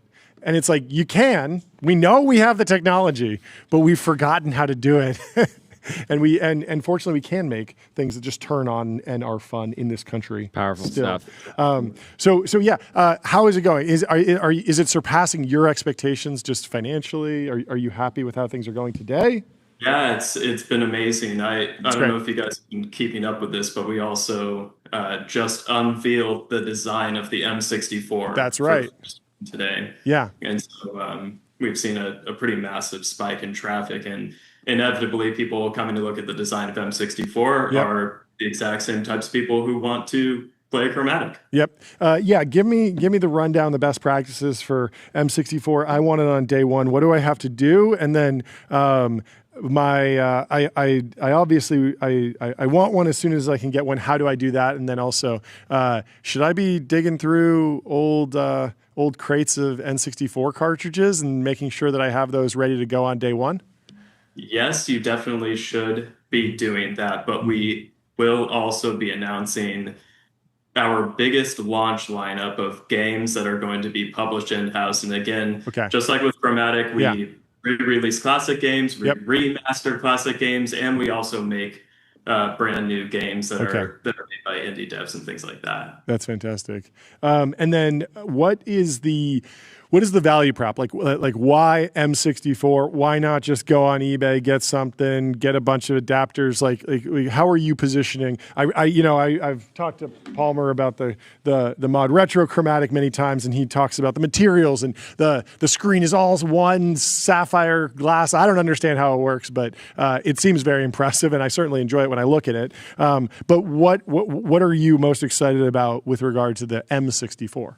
M64 is it's just like the Chromatic. Like with the Chromatic, it is the only way to play one of these games the exact way that the game artist intended for it to be seen and for it to be played. That's because, as you said, it has the only pixel perfect resolution display that's ever been made for a Game Boy clone. Whether that's software emulation or hardware devices, it's the only one in the world that has a pixel accurate display.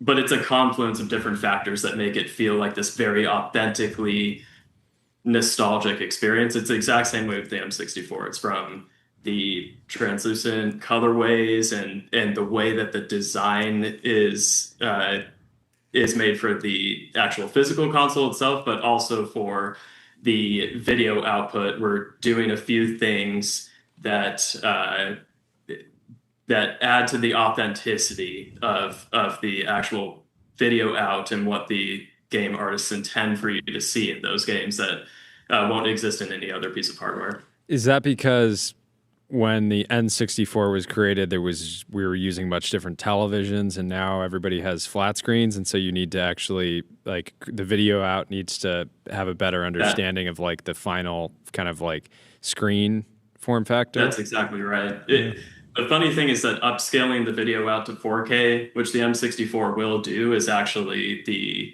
really easy problem. The hard problem is how are you going to have a modern N64 console video out to a CRT and to see the game exactly as in the way that you used to see it? And that's something that the M64 is going to accomplish with a lagless analog video out as well. Yeah, when we talk to Palmer, he talks a lot about the like pixel perfect jumps that like speedrunners do. It's a niche consumer, in my At least it feels like it is. But it gives me a lot of confidence in the quality of the product. If it's good enough for the speedrunner, like I can't speedrun Mario 64, but if it's good enough for them, it's probably good enough for me. It's probably going to be a good experience. Do you think that there's actually a benchmark where you would like to see the M64 in circulation at something like Games Done Quick, GDC, these like different speedrunning competitions? Is that sort of your internal benchmark? If it's actually good enough for the speedrunners, then it's good enough for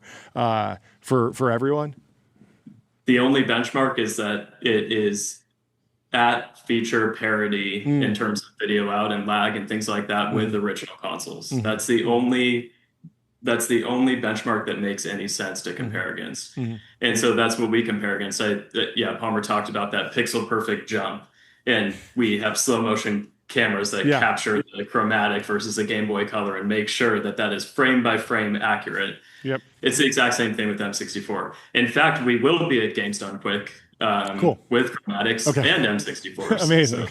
So, so it's already in process. We have chat wants to know any plans to do a clear case chromatic. Is that you keeping that in the chamber? Awesome. Yeah, we get a lot of requests for it. That's what I'll say. What about reactions to more modern hardware? Valve just released the Steam Box, the Steam Frame. What was your initial reaction? Are you chomping at the bit? 25 years, you're going to be making one? Or are there any other kind of takes or opinions or thoughts that you can share about what that maybe means for the gaming ecosystem broadly? I'm a huge fan. Yeah. I'm honestly a fan of all gaming hardware, and I think Palmer would say the same thing. Yeah. For Mod Retro specifically, what we try to do is kind of dig into the past for these threads that are still relevant today. So like in the case of Chromatic, it's this idea that you can pick up a game and play it, and the game doesn't ask anything of you after you're playing it. Most modern games, they're constantly trying to get you to pay more money after you've already bought the game, for example. It's the same reason that you can pick up a Game Boy game that was left in your parents' closet today, stick it into a chromatic, and have the exact same experience. That is the thread that we wanted to pull on for chromatic. So I think with Mod Retro, a lot of the hardware that we're going to make is have these elements of the past that are still valuable today that have just been kind of steamrolled by modern times. It's not to say that the devices aren't modern in their technology stack. It's just that it gives you an experience that isn't common in modern hardware ecosystems. And so, all of the stuff by Valve, I'm obsessed with it. I love it. I'm a customer of it. But the types of experiences that Mod Retro creates live alongside that for somebody who is interested in gaming. Yeah, and they're also better for people who actually just don't consider themselves to be a hardcore gamer, but but still want to play a round of Tetris on an airplane or something like that. What obviously with Palmer, he can draw a ton of attention to the company, to the category. But what else is working on the growth side in 2025? Have you gotten into performance marketing, doing paid partnerships with other influencers? Like, what does the growth engine at the company look like these days? Yeah, we're just starting to scratch the surface of that stuff because the product with no growth engine behind it at all does pretty well. And what we find is that the biggest thing for Chromatic, for example, is to get it into somebody's hands. And when you have it in your hands, it creates a network effect of other people buying it, especially just, you can't fully communicate that feel, that click of the cartridge. And it's also it's like a forgotten feel. Like, I think that people remember abstractly liking the Game Boy, liking, physical handheld gaming, but they don't quite remember what it actually felt like to feel it. So it's too good. Great. Last question. Anything you can share around the time horizon for the M64 pre-order? People want to know when they can pre-order. Months. They're excited. Hungry. The chat is going crazy. I know. I'm sorry, but not right at this moment, but very, very soon. But there is something that you can do today, which is drop your email and you'll be the first to know if you're on that email list, correct? Drop your email on the wait list, which is on oddretro.com/M64. Perfect. You will be prioritized in terms of shipping timelines, and you'll know the second that the pre-order is ready. Okay.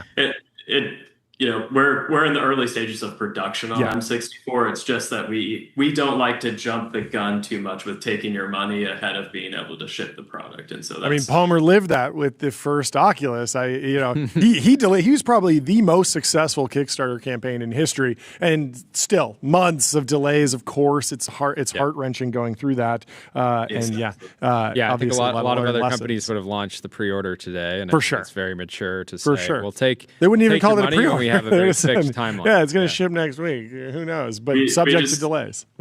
Yeah, we don't have the need to take your money ahead of time. We can shoulder the burden of the development and be confident that you're going to love the M64. So, well, thank you so much for joining the stream. Congratulations on all the progress. Yeah, great. Great to have you on finally. Have a good one, Tor. Congrats, guys. Cheers. Goodbye. Let me tell you about Turbo Puffer. Serverless vector and full text search built from first principles on object storage, fast, 10x cheaper, and extremely scalable. You're right, built by a Shopify alum. And we have a current Shopify, not an alum. We have Harley back with Kevin from Tecovas in the Restream waiting room. Now they're here in the TBPN Ultradome. Sorry, don't mind if I put my boots up on the table. Don't mind if I do, partner. I don't know if I can reach that high. This is actually the second pair of Tecovas I have. A very nice, enterprising young man who now works for us, came all the way to Los Angeles to interview me, and I think he'd interviewed you or someone from Tecovas because he brought me a pair of Tecovas, and I was like, "Are you guys sponsored by Tecovas?" He's like, "No, I just like giving them as gifts to people," and it made a really big impression. I wore them at a wedding in Mexico. It was fantastic. And we gave some Tecovas to a guest and friend of the show recently, Dylan Patel. Oh yeah, a friend of ours is one of the top analysts in the semiconductor space. So he's always going around to different data centers. We're spreading the word in the back of pickup trucks, and so we said you should be wearing Tecovas when you're out on the road. Kevin, your work is done here. You should just log off now. Read at this point. That's great. No, I just actually love it. But yes, how is the day going? Give us the update on your side. What's the latest? And you guys are in the Austin store, is that correct? 1 p.m. Pacific, 4 p.m. Eastern. Yeah, I'm here in Austin, South Congress, which is one of our flagship stores. Harley's actually in New York, in our Soho store. So the Soho store right now is packed. Okay. It's insane, Kevin. You'd be so impressed. It's amazing here. I was actually looking around going, I don't know if we can do a live interview in here with how crowded it actually is. So hopefully it sounds okay. But yeah, we're doing great. We've actually got a line of about 50 people still outside the door. We've had that since we've opened this morning. So just a constant stream of traffic, and things have been going just fantastic for us. We're having great sales online, great sales on all of our stores. It's a great Black Friday so far. You'll be happy to know that Chanel is right across the street, and your line here at the Tecovas in Soho is longer than the Chanel line across the street. I don't know what that means. I don't know if that's even competitive, Harley. But I just to say, like, Chanel is not on Shopify. Yeah, I knew you were going to say this. Yeah, correlation, causation, guys. Ridiculous. Well, Kevin, it's great. How did you guys first meet? You guys were born on Shopify, or did Harley bang down your door and shame you publicly into getting on? So it's been I've been on Shopify for almost 10 years now. Wow. And have definitely, I guess, grown up on Shopify. But actually, the first time that Harley and I did something together, he basically said that he wanted me to do a little fireside chat with him in front of a top 100 Shopify employees on a retreat they were having. And he wanted me to tell them how Shopify sucks. And I told Harley, like, I'm in. Do I only get an hour? I don't know, 4 or 5 years ago.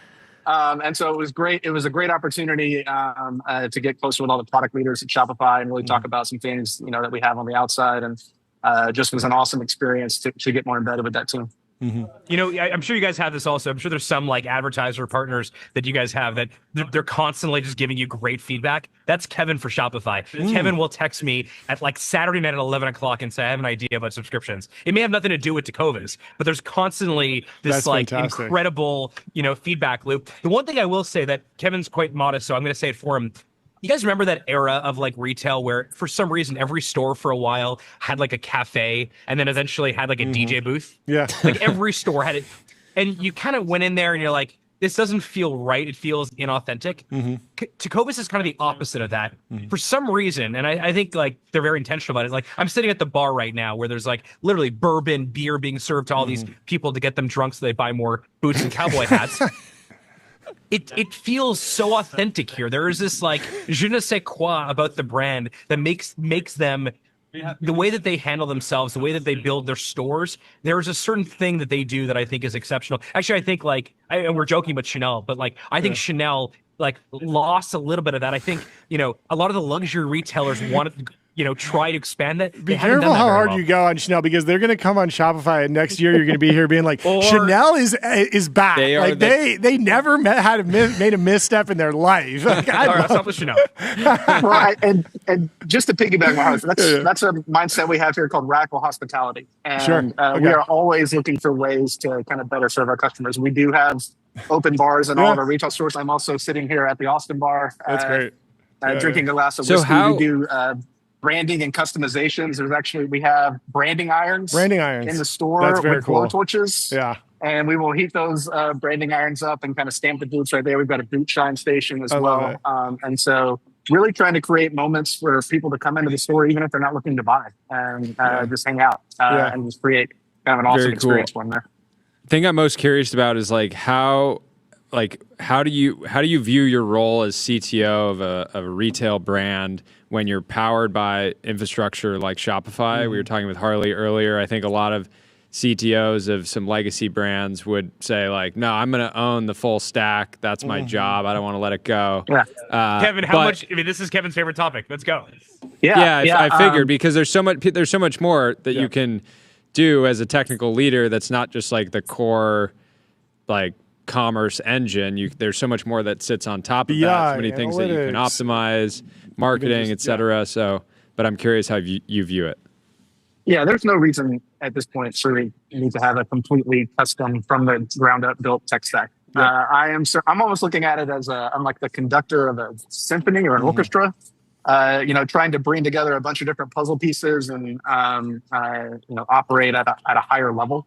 We have obviously Shopify as our commerce platform. We have RFID deployed into all of our stores. We have email and text messaging and advertising and data feeds and AI now that we need to plug into different parts of the organization. Our retail business is absolutely taking off. And so there's a bunch of interesting kind of retail physical technology challenges that are out there to solve. So I'm certainly thinking bigger picture. I don't want to be standing at my own commerce stack and Farhan handle all of those problems, and I stand on top of his shoulders on days like today, and make sure that we're operating at the best efficiency possible. How much? Can you talk about how much? Oh yeah. So I was going to say, can you tell us how today's going for you? Yeah, it's going great. We have set multiple records in terms of orders per hour. I think we're on our sixth straight hour of breaking that record there. 6 straight hours. Yeah, which is fantastic. Obviously, Black Friday is always our biggest day of the year, and we're seeing some fantastic growth year over year. And everything's running great. Farhan did a great job with the systems on his side. You don't keep the notifications on the push notifications on the Shopify app anymore? I had to turn those off like 9.5 years ago. It's been a long time since I had the bell on my phone going off there.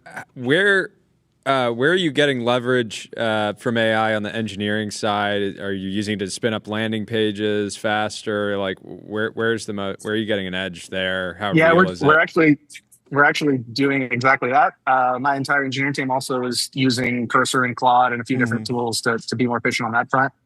We also just deployed a tool here in retail called Invent AI, and it's designed to optimize all of our retail inventory for all of our weekly transfer orders and replenishments that we need to do to all of our retail stores. So it's doing a bunch of things for us that used to take 3 or 4 people a couple of days to bring together in spreadsheets now at our scale, and we've completely optimized that now with an AI system that we've been seeing some great leverage on here as we've led at the holidays. So what about customer service? Lots of cool stuff there.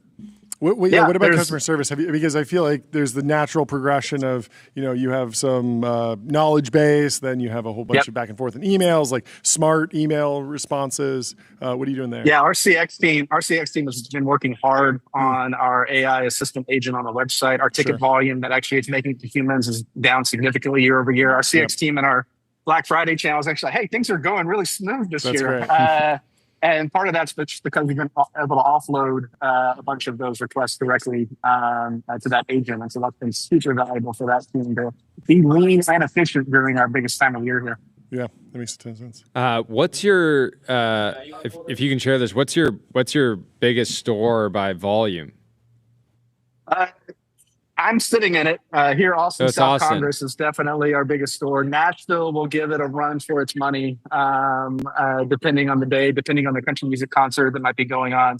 But our flagship here in Austin is our largest store. And is it like twice as much from a gross revenue standpoint as, say, like a Manhattan, or is it closer than that? That's a good question. Yeah, so Soho, we've only been open for about 3 months now in Soho, so that's still a relatively new market for us as we're growing and investing kind of up into the northeast here of the country, and we're super excited about that Soho store. It's an incredible.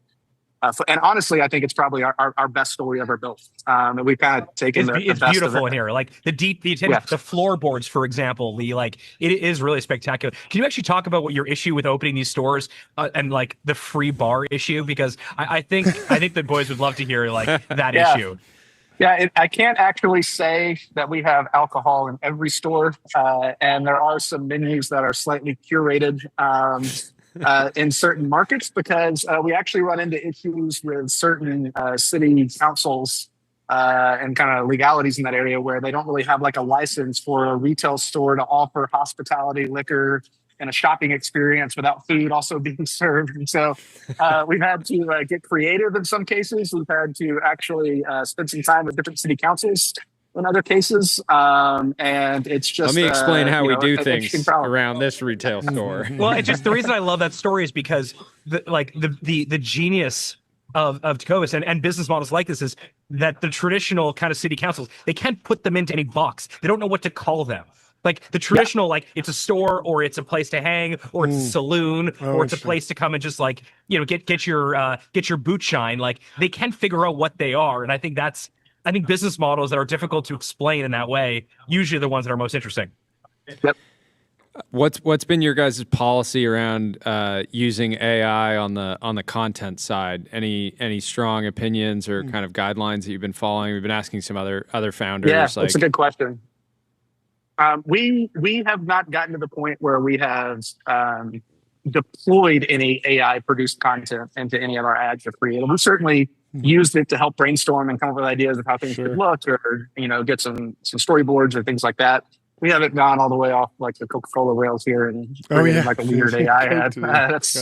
That's not something that we want to get to right now. We think the ads that we have right now are fantastic. We've actually got an ad that's probably airing right now in the Georgia Tech game. We've got an ad tonight in the Texas Tech end game. And those ads like have storytelling elements to them. They're super gritty. They fit real naturally into like Landman and Yellowstone and some of the other big commercial brands that we're sponsoring and being a part of. And we couldn't be more happier with what we're doing right now from a creative perspective. I'm curious, how much is counterfeiting an issue for you guys? Because we are now dealing with counterfeiting. We just saw this morning somebody included a TBPN merch in a gift guide that they were doing. That's not we haven't sold any merch ourselves, but people are making counterfeit goods. I'm sure you guys have a bunch of issues with that, but I wonder what the approach is. I mean, I feel like I need to knock on wood right now. It's not a huge problem we're dealing with physically. We do see it more digitally with like rip-off sites and scam sites that kind of pop up around the web and even the dark web. Yeah. And so we've got a partner named Bolster who helps monitor those kind of site developments in real time. They also help issue takedown notices and bring those things down as fast as possible. And really since we probably started using that tool now 3 years ago. And it's something that I don't really even have to think about too much now because it's just kind of up and running and serving as our frontline defense. That's great. We Kevin, probably need to sign up for that. Yeah, we need. Can you talk a little bit about sort of this? You guys are, how many stores do you have now? 40, 50? 55? Okay. Yeah. Wow. So the pace, I mean, that's unbelievable. The pace you guys are opening right now is kind of unbelievable.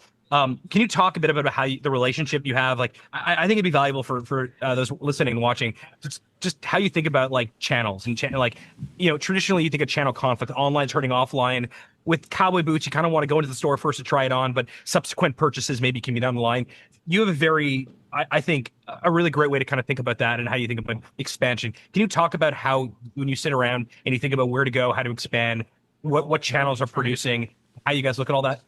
Yeah, totally. So, we started only as D2C. So we were website only for 5 or 6 years. And we got into retail, I think it was December before COVID, which is a terrible time to start retail business. And basically opened 8 stores and then immediately closed them. But we kind of survived. We survived, obviously that year and came back super, super strong from that. You mentioned cowboy boots. It's a very unique first-time purchase for someone who has never purchased a cowboy boot before and can even be slightly intimidating. And so having a brick and mortar retail store to come in and get that experience, get that fitting, kind of understand how that boot is supposed to feel when you're wearing it is a massive unlock for us as a brand. Today, our retail business is larger than our e-com business. Both are super healthy, but retail is actually scaling even faster. So we're seeing fantastic results there. We actually see when we open a new retail store in a new market, we may actually see e-com dip just slightly when that store opens because there's so many customers who want to go to the store because they've been waiting so long to actually have that experience in real life, which is, I think, a unique attribute of ours. Obviously, the whole market lifts over time, which is great. And then we've also just recently started partnering with specific wholesalers. So we see a great opportunity to go outside just of our direct channels and meet the customer where they're at. Cowboy boots have been around for 150 years, and there's lots of great independent Western dealers out there that we're excited to get our product into. And we certainly don't look at it as channel conflict. But if we can get someone in a cowboy boot, we don't care what channel it comes from, and we know over time we're going to lift the whole market. So, are you taking market share from anyone? Are you taking market share from a different company, or is it like non-consumption you're competing with? Yeah, I mean, I don't want to talk bad about anybody, Harley, but there's only one line here today on South Congress, but there are multiple boot shops here on the street. Shockingly, in Soho, there's not that many boot shops. Yeah, our store is the most crowded. What about international? Are you guys thinking about like what country do you think will buy more or could come close to buying cowboy boots at the level that Americans can? That's a good question. We still have not tapped international at all. So we are still United States only, and still we think we have a very large greenfield internationally. If you look at markets like Canada and Australia and Brazil and Mexico and Spain, there's Germany even has a pretty big TAM there. So we think there's a great opportunity for us to continue to expand internationally, but we also want to do it in a thoughtful way. We want to do it in a profitable way, and make sure that it's the right decision for us to go that direction when we need to. Makes a lot of sense. Got anything else? Thank you so much for taking the time. Thank you for taking the time. You seem like you're just cruising through. Yeah, not a care in the world. He is like he's steady Eddie. Throw the boots on, getting things crazy, but throw the boots on the desk and just enjoy the rest of the day. CTO who's on Shopify, like it's not going down.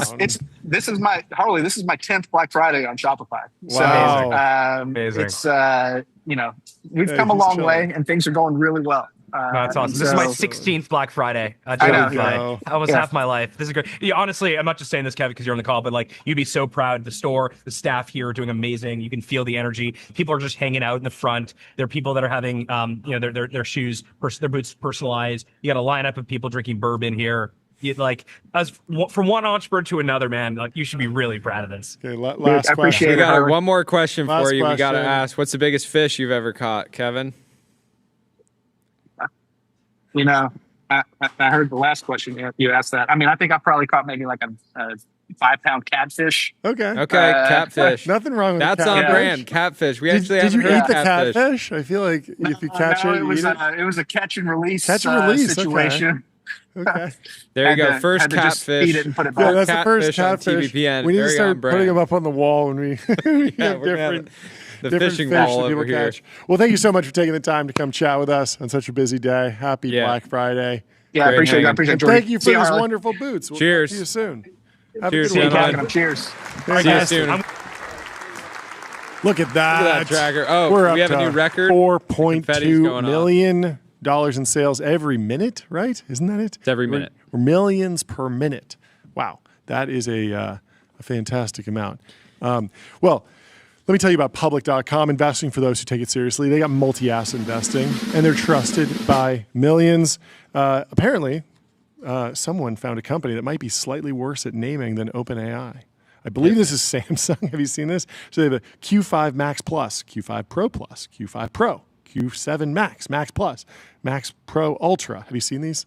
I think these are different phones. It really makes you appreciate how hard Apple works to create like a logical flow between all of the different phones. Like it really shows you that when you're like a massive company, it's so easy for it to get away from you because you're like, oh yeah, there'd be like massive demand for like a mini pro version. And you're like, okay, yeah, let's do it. Whatever, let's green light it. And then you wake up and you realize you have 75 different permutations. And that's what people Scale. go on. This Hermes versus Gap.com. I thought it was somewhat relevant to Black Friday. Hermes is pulling 25 million visits, I guess, per month, or I guess from August to October. So for that quarter, 25 million. Gap, 200 million. So Gap, 10 times the viewership, basically, or the visits than Hermes. And of course, people are this is in reaction to the difference between Claude and Perplexity in the App Store. Claude has 33,000 five-star reviews. Perplexity has 370,000 five-star reviews, is number 14 in productivity. Pretty remarkable results from Perplexity. I think a lot of this has to do with the pricing strategy. I think there's a lot more to the free tier of Perplexity. Whereas I was even just trying to like randomly pull up Claude just to run a quick test. And like it immediately before it hit me with a like a sign in page before you could even fire off a single prompt. Like a lot of people use Perplexity. A lot of people use Perplexity, and there's a lot of channel partnerships. Like, credit to Perplexity as much you as heard Harley as much as mention that they have a partnership. As much as ChatGPT is AI to most people out there, there's a lot of people where Perplexity is AI to them. Totally. They've done a really good job. Yeah, we'll see how they can continue to hold on and scale that user base over time. Well, before we move on, let me tell you about numeral.com. Let Numeral worry about sales tax and VAT compliance. Compliance is handled so you can focus on growth. I wanted to share a potential gift for the AI lover in your life. The Welch Labs Illustrated Guide to AI. If you pre-order on or before December 15th, it'll ship. A lot of graphs in here. A lot of graphs. I thought this was interesting. I've seen this person on YouTube, and just seems like a fun, like interesting book. I like these types of books. It's like almost a textbook, but a lot of interesting graphs just documenting some of the AI things. Also, I mean, if you need books, Stripe Press. I mean, you really can't go wrong. There's so many beautiful books there. So many interesting books about technology. Put some Stripe Press under the Christmas tree. I would agree. I think that's the way to do it. What else? What else? We have. This was crazy. You know, we covered Giant Slalom, the FBI operation to find Ryan Wedding. Yeah. They were able to capture his Mercedes, 2002 Mercedes CLK GTR. And I put this in here because I thought it was a good gift idea. I know. Are they going to auction this off? Just get a 2002. The trouble is, if you're one of the CLK world's GTR. most wanted men, it's kind of hard to be whipping around a Mercedes CLK GTR. It's going to turn some heads for sure. You could make your own track. Wound up turning track it. police heads. It is a massive, massive car. The back of this car is just remarkably long. Just what an exquisite vehicle. I love it. This feels like an under-discussed. You know, the Carrera GT gets a lot of love. The F40, LaFerrari, Enzo, like those get a lot. This is it blends in almost like too much, but I mean, obviously there are some people that it has a ton of fans, but very, very, very cool. Well, if you're not living a life of crime, you got to automate compliance and security on Vanta. It's the leading AI trust management platform. Look at that stinger for Vanta. That stinger. New Vanta stinger. Kath Korvek says, when my husband asks how many Amazon packages are still on the way. It's a quick clip from meme from Ilya. There were so many good moments in this. Because the answer to that question will reveal itself. I think there will be lots of possible answers. People were kind of dunking on Ilya for having this like vague response to Dwarkesh asking him, how will SSI make money? And I was just like, this is the most, like, this is not a bad answer. This is the perfect answer because he literally did this. He went to OpenAI for 10 years. They just worked on research and then wound up with a massive consumer business. They wound up with a consumer tech company that makes $20 billion a year in revenue. Did you read some of his answers though? As they will likely release a product before people were saying that. I don't know. I don't think so. I think he's actually just going to do the OpenAI thing again. He did it at OpenAI. People are like, how could he possibly be so vague that like, he's vague posting, vague podcasting, thinking that like the answer will reveal itself. It's like, well, that's exactly what happened the last time he was in this role. He was in the role of, hey, go research. You have basically an unlimited budget, more or less, because there's just nonprofit dollars coming in. You can pay the bills. You're going to keep scaling up, doing experiments, do whatever. And then at the last possible second, once he'd done a lot of good AI research, someone came in and said, hey, why don't we like wrap a chat box around that and put it on the internet? And then boom, $20 billion business. And so like for him to be saying like, yeah, we're going to run it back. It seems very logical to me. It seems like, yeah, that's a great plan. Although, $36 billion valuation, I'm sure that there are some reasons why people are like, oh, this is capital incineration, blah, blah, blah. But I don't think it's that crazy given that he literally just did this. If you need a place to park $3 billion yes. in AI, I think it's as part of a basket. Yeah, I don't know. Of companies, I think it's it's certainly like a venture style risk. Like it could be a zero. But just like if anyone else was giving that pitch of like we don't know how we'll make money, blah blah blah, I'd be like red flag. But like not with Ilya. Like Ilya is the one person who's extremely qualified to say we do a bunch of research and then we figure out how to monetize it later, and it actually works because it worked the last time. Yeah. Well, did you know about this movie Battle Royale from Japan? Tim Sweeney's posting about it. I haven't seen it, but I'm familiar. Battle Royale movie from Japan. Yes.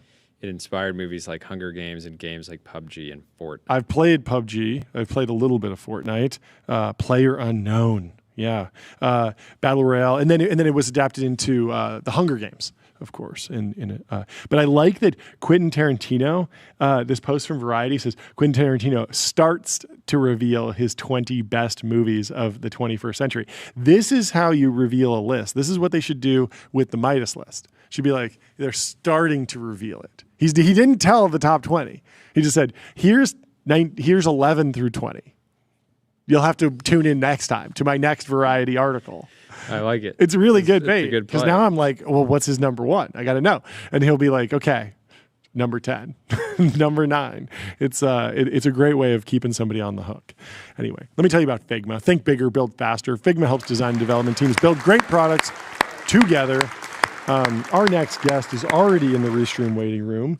We have Nish, right? My dear friend. Your dear friend. I think we ran into each other. Did we run into each other in Nobu? How you doing? Yes. Welcome to the stream. Yeah, we did. What's up? What's up, guys?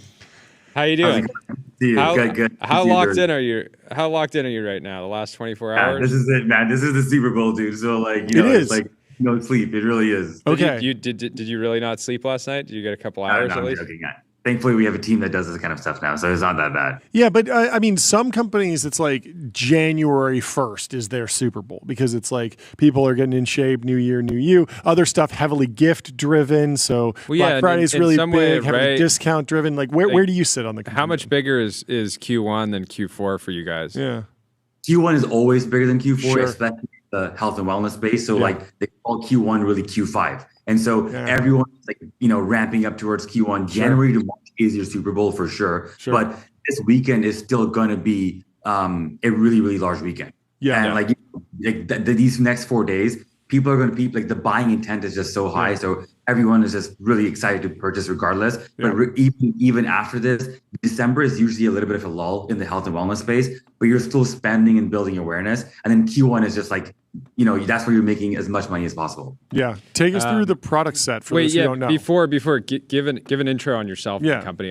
We're close friends. I don't want to skip over it for the audience. Introduce yourself and the company.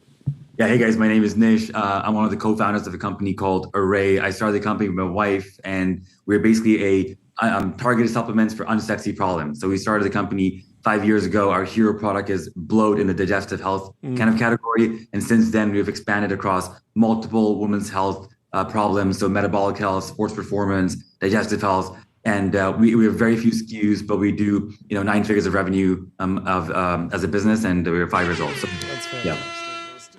Oh, well, there we go. This microphone. And you guys you raised one round back in the day? We raised like a really small, like couple $1 million, super small seed round, maybe 3 years ago, something like that. Yeah, we've been profitable since. Insane. What's been the strategy this year? I feel like other categories in e-com have had like more volatility this year, just like given the trade war and all that stuff. But how's it been so far? No, okay. So the first half of this year was completely different than the second half of the year. So the first half, something about just buying sentiment was a lot better. And so the way you're able to grow these consumer businesses and just marketing in general was really efficient, really strong growth. Second half of the year has been really interesting. Something has changed in just like macro environment where people are not spending as much money just buying things online anymore. And so I'm noticing this across the board. If you look at like macro 10 data, look at even retail category data, just customer acquisition costs have really, really gone up. Meta acquisition costs have really gone up. Brands are still growing, but it's just harder than it was in the first part of the year. That's for sure, Jordy. Yeah. And so to counteract that, you guys are launching new products. You launched Target. Walk us through that. Yeah. So for us, launching new products has always been a really big part of the strategy. I think innovation is so important because without innovation, you just can't really build the company and you kind of die. So we're always launching new products, but we try to launch very few products that have a really large TAM. And so this year we launched a tone gummy, which is basically creatine that was built in a form factor and has certain additional ingredients that is like really geared towards women. And so a lot of women are like so scared of taking creatine and so scared of bulking up. And so we're like, okay, let's make this more approachable for them. That was like a really strong product for us.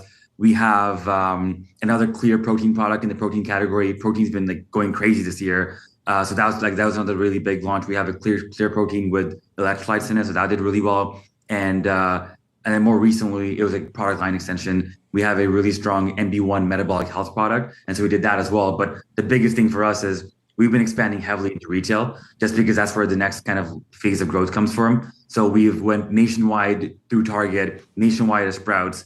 Those two are really big launches. No, it's been a crazy year, man. Crazy year. Really good. And what about online channels? How are things on TikTok Shop? I know we were in the Alps in December, January, and you said it was like insane at that point. Has it kept up? I know that they kind of subsidize demand on TikTok Shop, or that's been my understanding of it. Has that continued?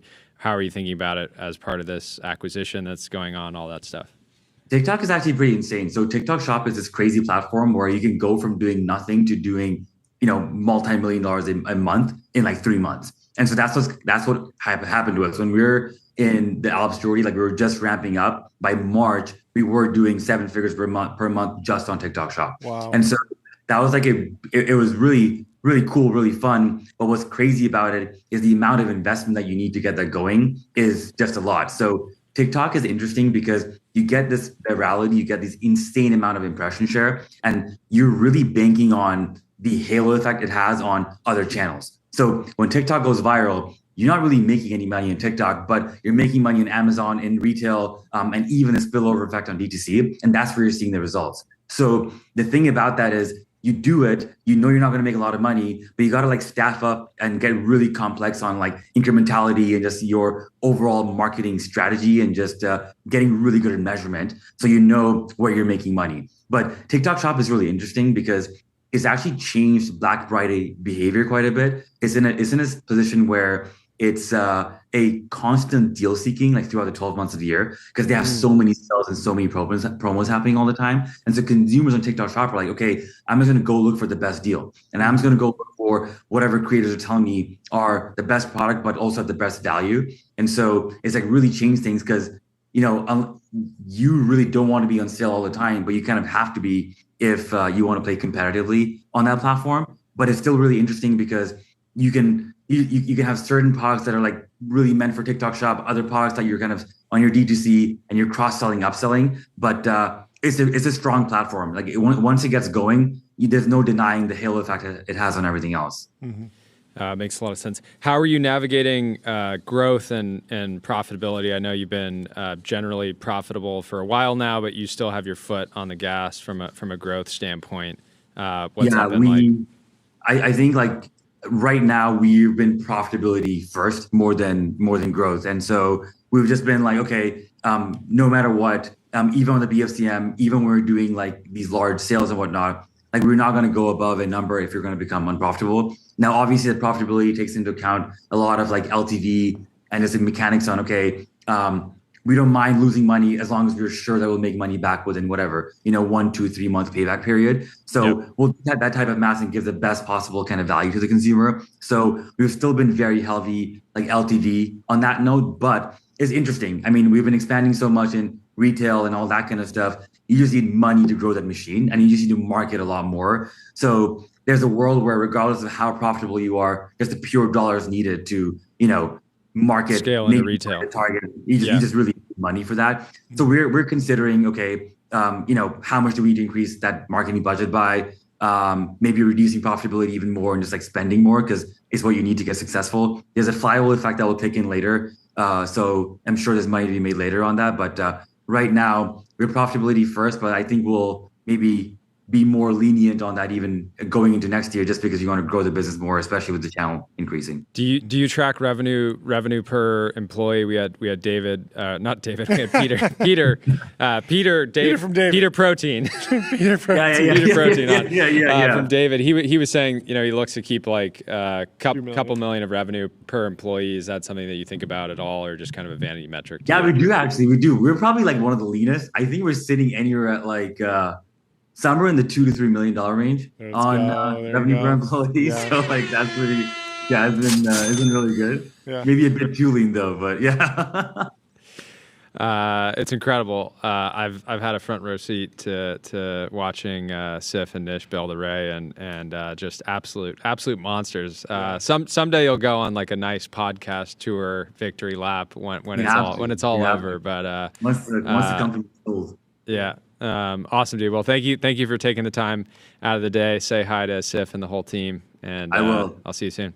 Thanks, guys. See you soon. Okay, have a good one. Cheers. Our next guest is already in the Restream waiting room. What you got for me? I was just gonna say, Nish is just the epitome of golden retriever matching. Yeah. He's an absolute animal. Before we bring in our next guest, let me tell you about Julius AI, the AI data analyst that works for you. Join millions who use Julius to connect their data, ask questions, and get insights in seconds. We will take it over to Figs. I believe we are inside of a store. There we go. Is this a virtual backdrop, or are you actually in the store right now? I'm so confused. Actually in the store. Okay, amazing. Yes, we're at our brand new store on Upper East Side here in New York City, and we just opened. Oh, congratulations. So really amazing. Good timing. Hit the gong for the store opening. There we go. Love it. What is Black Friday like in your category? I'm assuming a lot of your consumers are like, it's a normal work day. Is that true? How do you guys approach the holiday? Yeah, that's exactly right. At Figs, we are building a brand exclusively for healthcare professionals, and many healthcare professionals, they're working the holidays. They were working all day yesterday through Thanksgiving, and they're working nights and weekends all the way through the new year. And so for us, Black Friday, Cyber Monday, it's really a moment for us to show up for them. These are the people that are showing up for all of us. And so we really approach this moment as a moment of gratitude and a moment to give back to our community. How are you positioning gifting the product? I can see, it is a professional outfit, but it's also a product that people love. And so if your family member gives it to you, they're kind of giving you more work, but also it's a very nice thing to give. So how are you positioning like the marketing around who should be participating in Black Friday, the gift giver or just the person who's shopping for themselves? Well, it's all of the above. I think, everyone wants to thank all of the incredible healthcare professionals in their life for people that are being treated and cared for by healthcare professionals. And so it goes both ways. I think, healthcare professionals are able to use this as a moment to stock up on their essentials and the uniforms that they need to wear every single day. Mm-hmm. But at the same time, FIGS is a really premium brand. We've completely revolutionized the way healthcare professionals get dressed for work and the uniforms that they're wearing. And so it also is a really nice gift for someone to gift another healthcare professional or, to gift the healthcare professional loved ones in your life. And so it really is all of the above. And I think it ties back to this feeling of gratitude, giving thanks to, the most incredible people on this earth that are saving lives and curing diseases. And so we position it both ways, both as a moment to stock up for yourself, but also as a moment to give back. What was the biggest unlock this year from a marketing perspective? What was one campaign or strategy that you feel like, as you look back on 2025, you feel like it went particularly well? Oh my gosh, we've had an epic year. It's been so awesome. And I think one of the things, and I was reflecting on it with a moment like today, Black Friday, Cyber Monday, for us, it's not just about these moments. It's about how we show up 24/7, 365 for our healthcare community, who we call awesome humans. This year, we launched a year-long campaign called Where Do You Wear FIGS? And it talks about all of the places that healthcare professionals wear FIGS, which is literally everywhere. It's before their shifts, after their shifts. It's to work every day. And so we've had a series of chapters throughout the year celebrating Women's Month, celebrating Nurses Week, most recently celebrating the holidays. And we've really shown the insides of what it's like to, work within this industry and the space and all the different places where our brand shows up. And so I think what's so important on a moment like Black Friday, Cyber Monday is that, you're building this brand equity and you're building this connection with your community throughout the year. And then that pays off in these big moments. And so showing up for them, listening to them, telling their stories throughout the year, which we've done with our Where Do You Wear FIGS campaign, has been really incredible for us. And this is just another moment to celebrate that. Well, congratulations on all the progress on the epic year. And thank you so much for taking the time to thanks for bringing us into your new space. It looks amazing. Quite busy in there. Yes, it's packed. We have nurses coming in for hot cocoa, and it's been a really fun, really good day. Very cool. Very Incredible. Cool. Well, awesome. Good to meet you. Thank you so much Congrats for taking the time to talk to us. We'll talk to you soon. Thanks for having me. Have a good rest of your day. Let me tell you about Privy. Privy makes it easy to build on crypto rails, securely spin up white label wallets, sign transactions, and integrate on-chain infrastructure all through one simple API. And let's go back to the timeline. The folks over at Deal were having some fun. Have you seen this? This is an interesting trend. I have Karen Resource, HR seemingly Unhinged. executing on this strategy very well. They say, I noticed one employee wearing noise-canceling headphones, not earbuds, the big cushioned over-ear kind that create a tiny personal universe. I asked if everything was all right. He said yes. He's just trying to focus. You do this in the morning. I do. You throw on Lock your big earbuds. I told him we value focus, but isolation can misread as resistance to collaboration. He said he's literally sitting at his desk doing his job. I told him we track human presence, not just output. He asked how presence is measured. I said imperfectly, which is why it's so important. Then I logged, quote, avoiding spontaneous culture building opportunities in his engagement profile. 10 million views. 50,000 likes, and it's an ad for Deal. And it's so interesting because it feels like it's part of this new trend. Like there's that the European. There's a European VC guy who's really funny, who I believe is owned or partnered with like a SOC 2 compliance competitor or a company out there. That does that, like a Vanta competitor, and they and it's just a very funny positioning of like these like owning these accounts. We also saw, I think Polymarket bought Raw's Alert for $500,000. That was leaked on the timeline today, and so there's like a whole bunch of interesting ways that companies are engaging with like different accounts, whether they're buying ones that are already existing or they're spinning up new ones. It feels like it's like part of the Go Direct story, but not entirely. You have to do it all on the founder's profile, but it's definitely blurring this line between like what's in-house and outsourced media. How are they getting attention? What's marketing?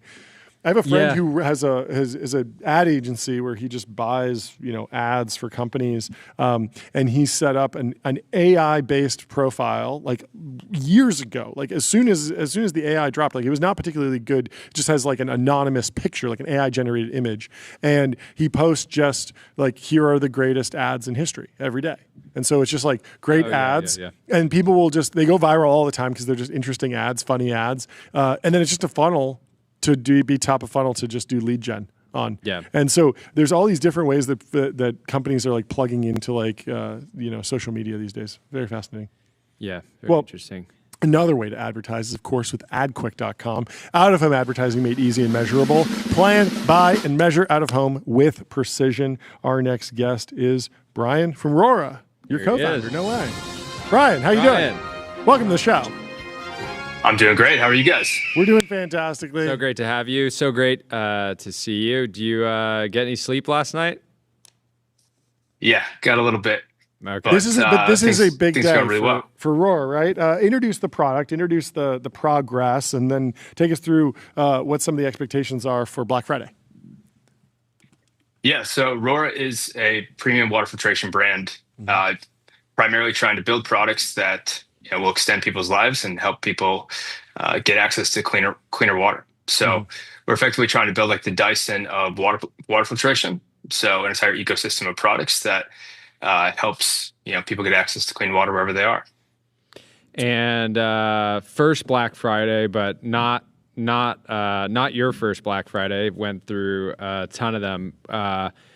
Maybe it'd be kind of interesting to hear like how Black Friday has changed even while you've been an e-commerce operator. You had a company, Love Your Melon, that did many millions of dollars of revenue and scaled profitably over close to a decade, I believe. I'd love to get a sense of like how this day and these kind of 4 days have changed, and then we can talk about Rora.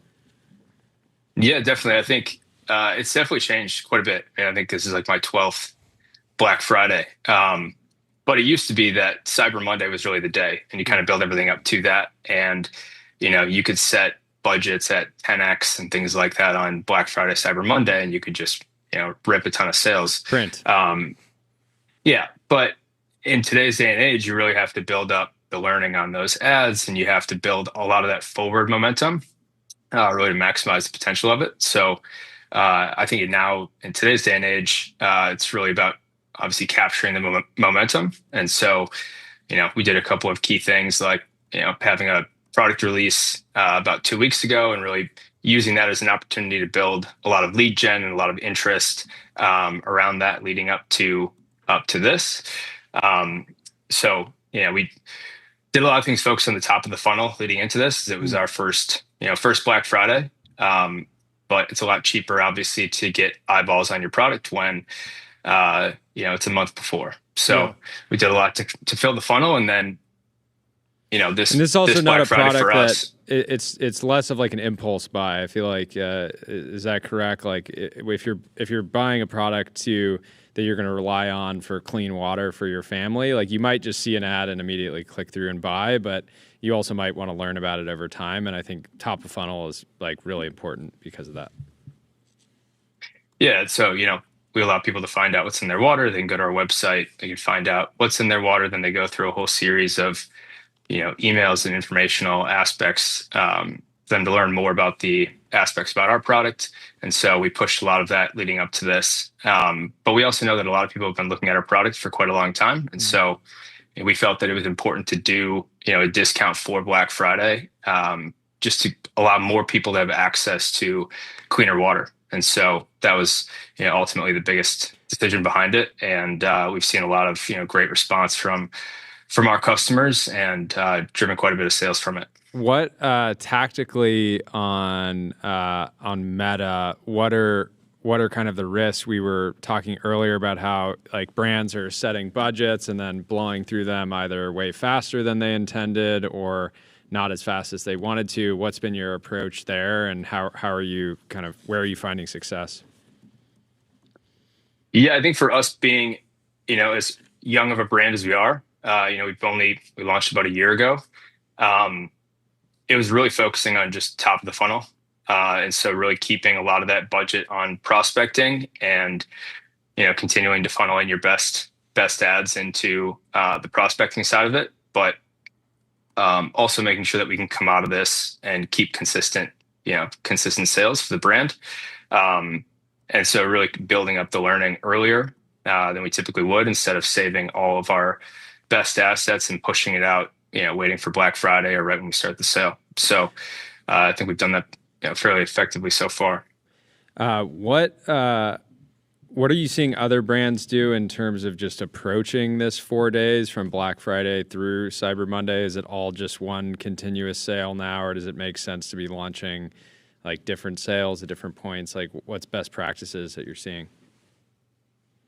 Yeah, I think consistency definitely is best practice. I've done it so many different ways over the past, whether it's free gifts with purchase, whether you've got different products releasing, whether you've got a better deal on Cyber Monday.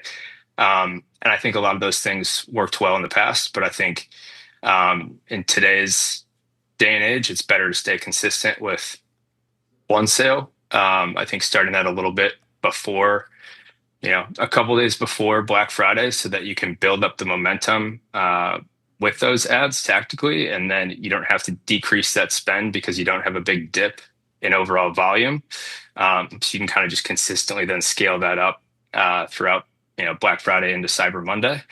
And then also you get the lower CPMs starting that, a couple of days before Black Friday, then trying to start it on Black Friday and experiencing those high CPMs out of the gate. Yeah. And then what about from a, like, this is the first like real holiday season for Aurora, and then the first kind of like new year cycle that a lot of health brands go through, where the business is like starting to, be at a pretty meaningful scale. How do you do you think this is kind of like a lot of brands get the benefit of like they're either a gifting brand or like it feels like Aurora could be new health brand. Yeah, right? Aurora feels like it's like everyone's been split as we've talked to all the entrepreneurs. Yeah, if you're doing supplements, it's like people might buy this week. This isn't going to be the biggest thing for you. But January will be a lot bigger, whereas I feel like I expect January to be significantly bigger for Aurora, but really just because the business is scaling so quickly, but it should be a big gifting product. Yeah, I think, we saw on yesterday, like a large amount of organic sales of being Thanksgiving. And I think people go, wherever they go for Thanksgiving. And a lot of people tried out, Aurora system at somebody else's house. I think we'll see something similar around, Christmas and the holidays. But I think going into January, there's going to be an entirely new demographic that kind of comes into the funnel that's focusing on their health again. And I think it'll be a big opportunity for us to capture that demand. We've also got some big partnerships that we're going to be launching right at the beginning of the year around that as well. So I think it'll all tie together. But I think, there's an opportunity for both from a gifting perspective and, the health and wellness for us leading into January. Well, close us out with a big number. What you got with a big number? What can you share?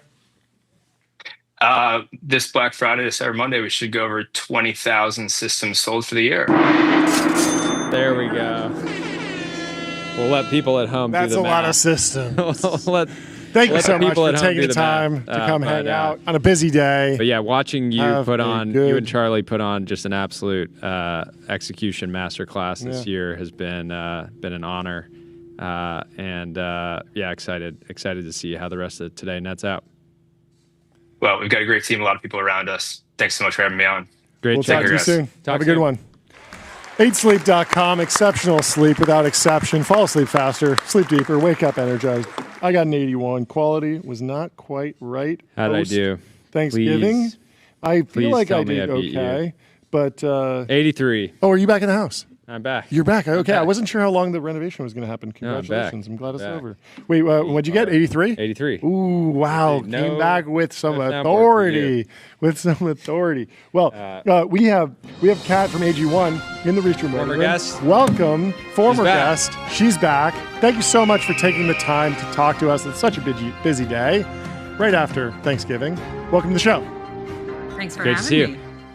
Great to see you. Since we last talked, what's new in your world? We've been sort of bucketing brands. Okay, someone's more of a, this is Black Friday. It's the most giftable Game Boy possible. It's going to be under the Christmas tree.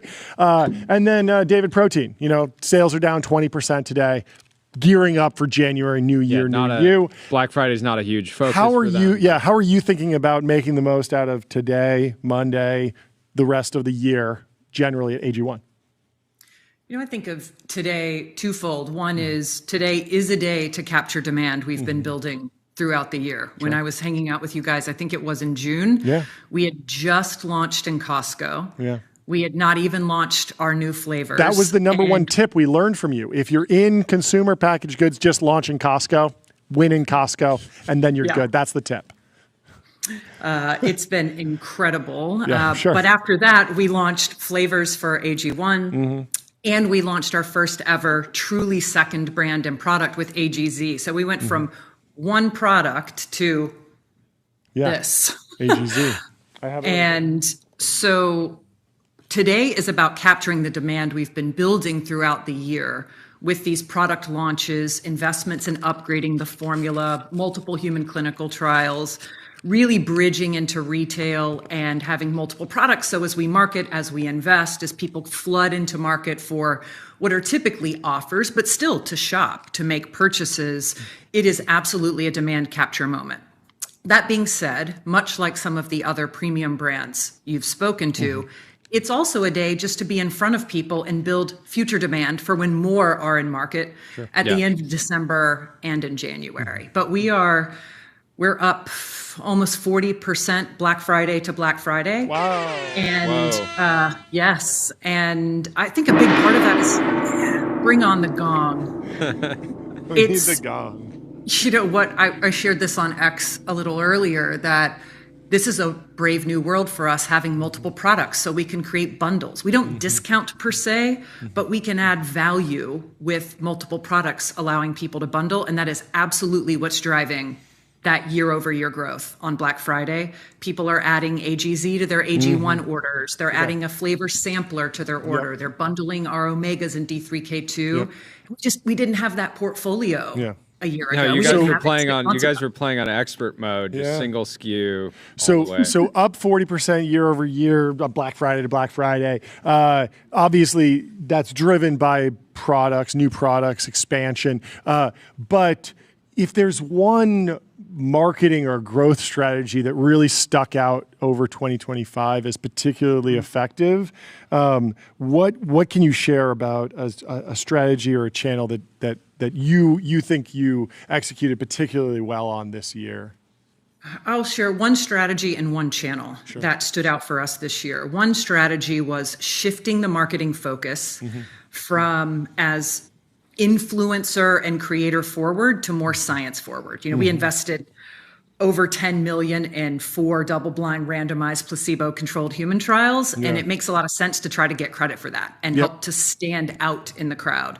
So for the first half of the year, we pulled back marketing investment 40% to focus on executing product launches, executing channel launches, and building the story around the real work of quality, science, and research. So that strategy, that approach, which colored everything we did, from the actual marketing where we put up huge billboards, we invested millions in out-of-home advertising that said something like, please enjoy your your randomized, double-blind, placebo-controlled daily health drink. You know, Let's with a hear it for picture of out-of-home AG1. advertising. That We is- love that is- out-of-home that is advertising here. because Beautiful. I don't know, you know, I would say it's maybe like literally like 0.01% of supplement companies actually do like studies on their products, and they're just like, hey, this study happened over here with this one ingredient, and so we're just going to apply that over here. Yeah, it's, you know, and that strategy even colored our partnership approach. We, instead of partnering with athletes this fall, did NIL deals with nutrition students, college students. So we had them put on the hat, the jersey, everything, and sign up. So the science strategy pulled through the year. The channel strategy that we are really starting to see the value of is actually TV, linear and CTV. We were on Game 7 of the World Series with our Good Morning Moon campaign, narrated by the ever epic and a longtime AG1 drinker, Rick Rubin. Nice. And it was much more brand, top of funnel, emotional. Like, who are our people and what do they do when they get up early in the morning? And then we created 15 and 30 subcuts of that for parents, for runners, for athletes. And so that's pulling through to the high season as we get into December and January. And we're starting to see, again, it's tougher to track those types of things, but there's incredible AI and technology out there to help with that. We're starting to see that channel contribute meaningfully, and especially now that we're in retail and we're in Costco today. We'll launch additional national retailers next year, thoughtfully going direct to national. And so, you know, as many others have said today, when you have multiple channels, you make those top of funnel marketing investments, they have more places to contribute. Yeah. So we can expect to see a Super Bowl ad? One day. One day. You can expect to see more human clinical trials. I got another 20 million going into research. Wow, 20 million. Amazing. How do you rate the overall health of the consumer and just kind of the macro over the last? We had a friend of ours, Nish from Array, on. He said the first 6 months of this year felt wildly different from a macro standpoint than the last 5 or so months. But what's been your view? You know, certainly if you look at the economic data, it says there's a tale of two cities in the world of consumer, with, you know, people who have higher income propping up spending versus those who don't. For us and our business, because about, you know, into the first quarter, but halfway through the calendar year, we had so many back-to-back launches of products, channels, and innovation. It masked what might have otherwise been bumpiness with a more mature model, and it gave some variety, again, some value creation for that consumer. What hasn't changed, and I've heard a few others on with you today reference this, is how deeply considered these premium purchases are. And so the investments we made a year ago in top of funnel marketing, 6 months ago in clinical trials, 2 months ago in launching AGZ, leaning in still to our podcast partners and the creator economy, where we were early movers. And it's still a key part of our strategy today, but nowhere near the largest channel from a marketing perspective. All of that brings people to, for us, what on average is 8 to 10 touch points before they purchase. Wow. I mean, it is a long consideration journey, and we're seeing it play out in multiple markets. In our partnership with Shopify, we launched Australia, we launched Japan. We are launching more of these products in our European business now, and we see very similar behaviors. So we are a premium price point, but it's also an incredible value because we consolidate an otherwise very expensive supplement stack in both AG1 and AGZ. Yep.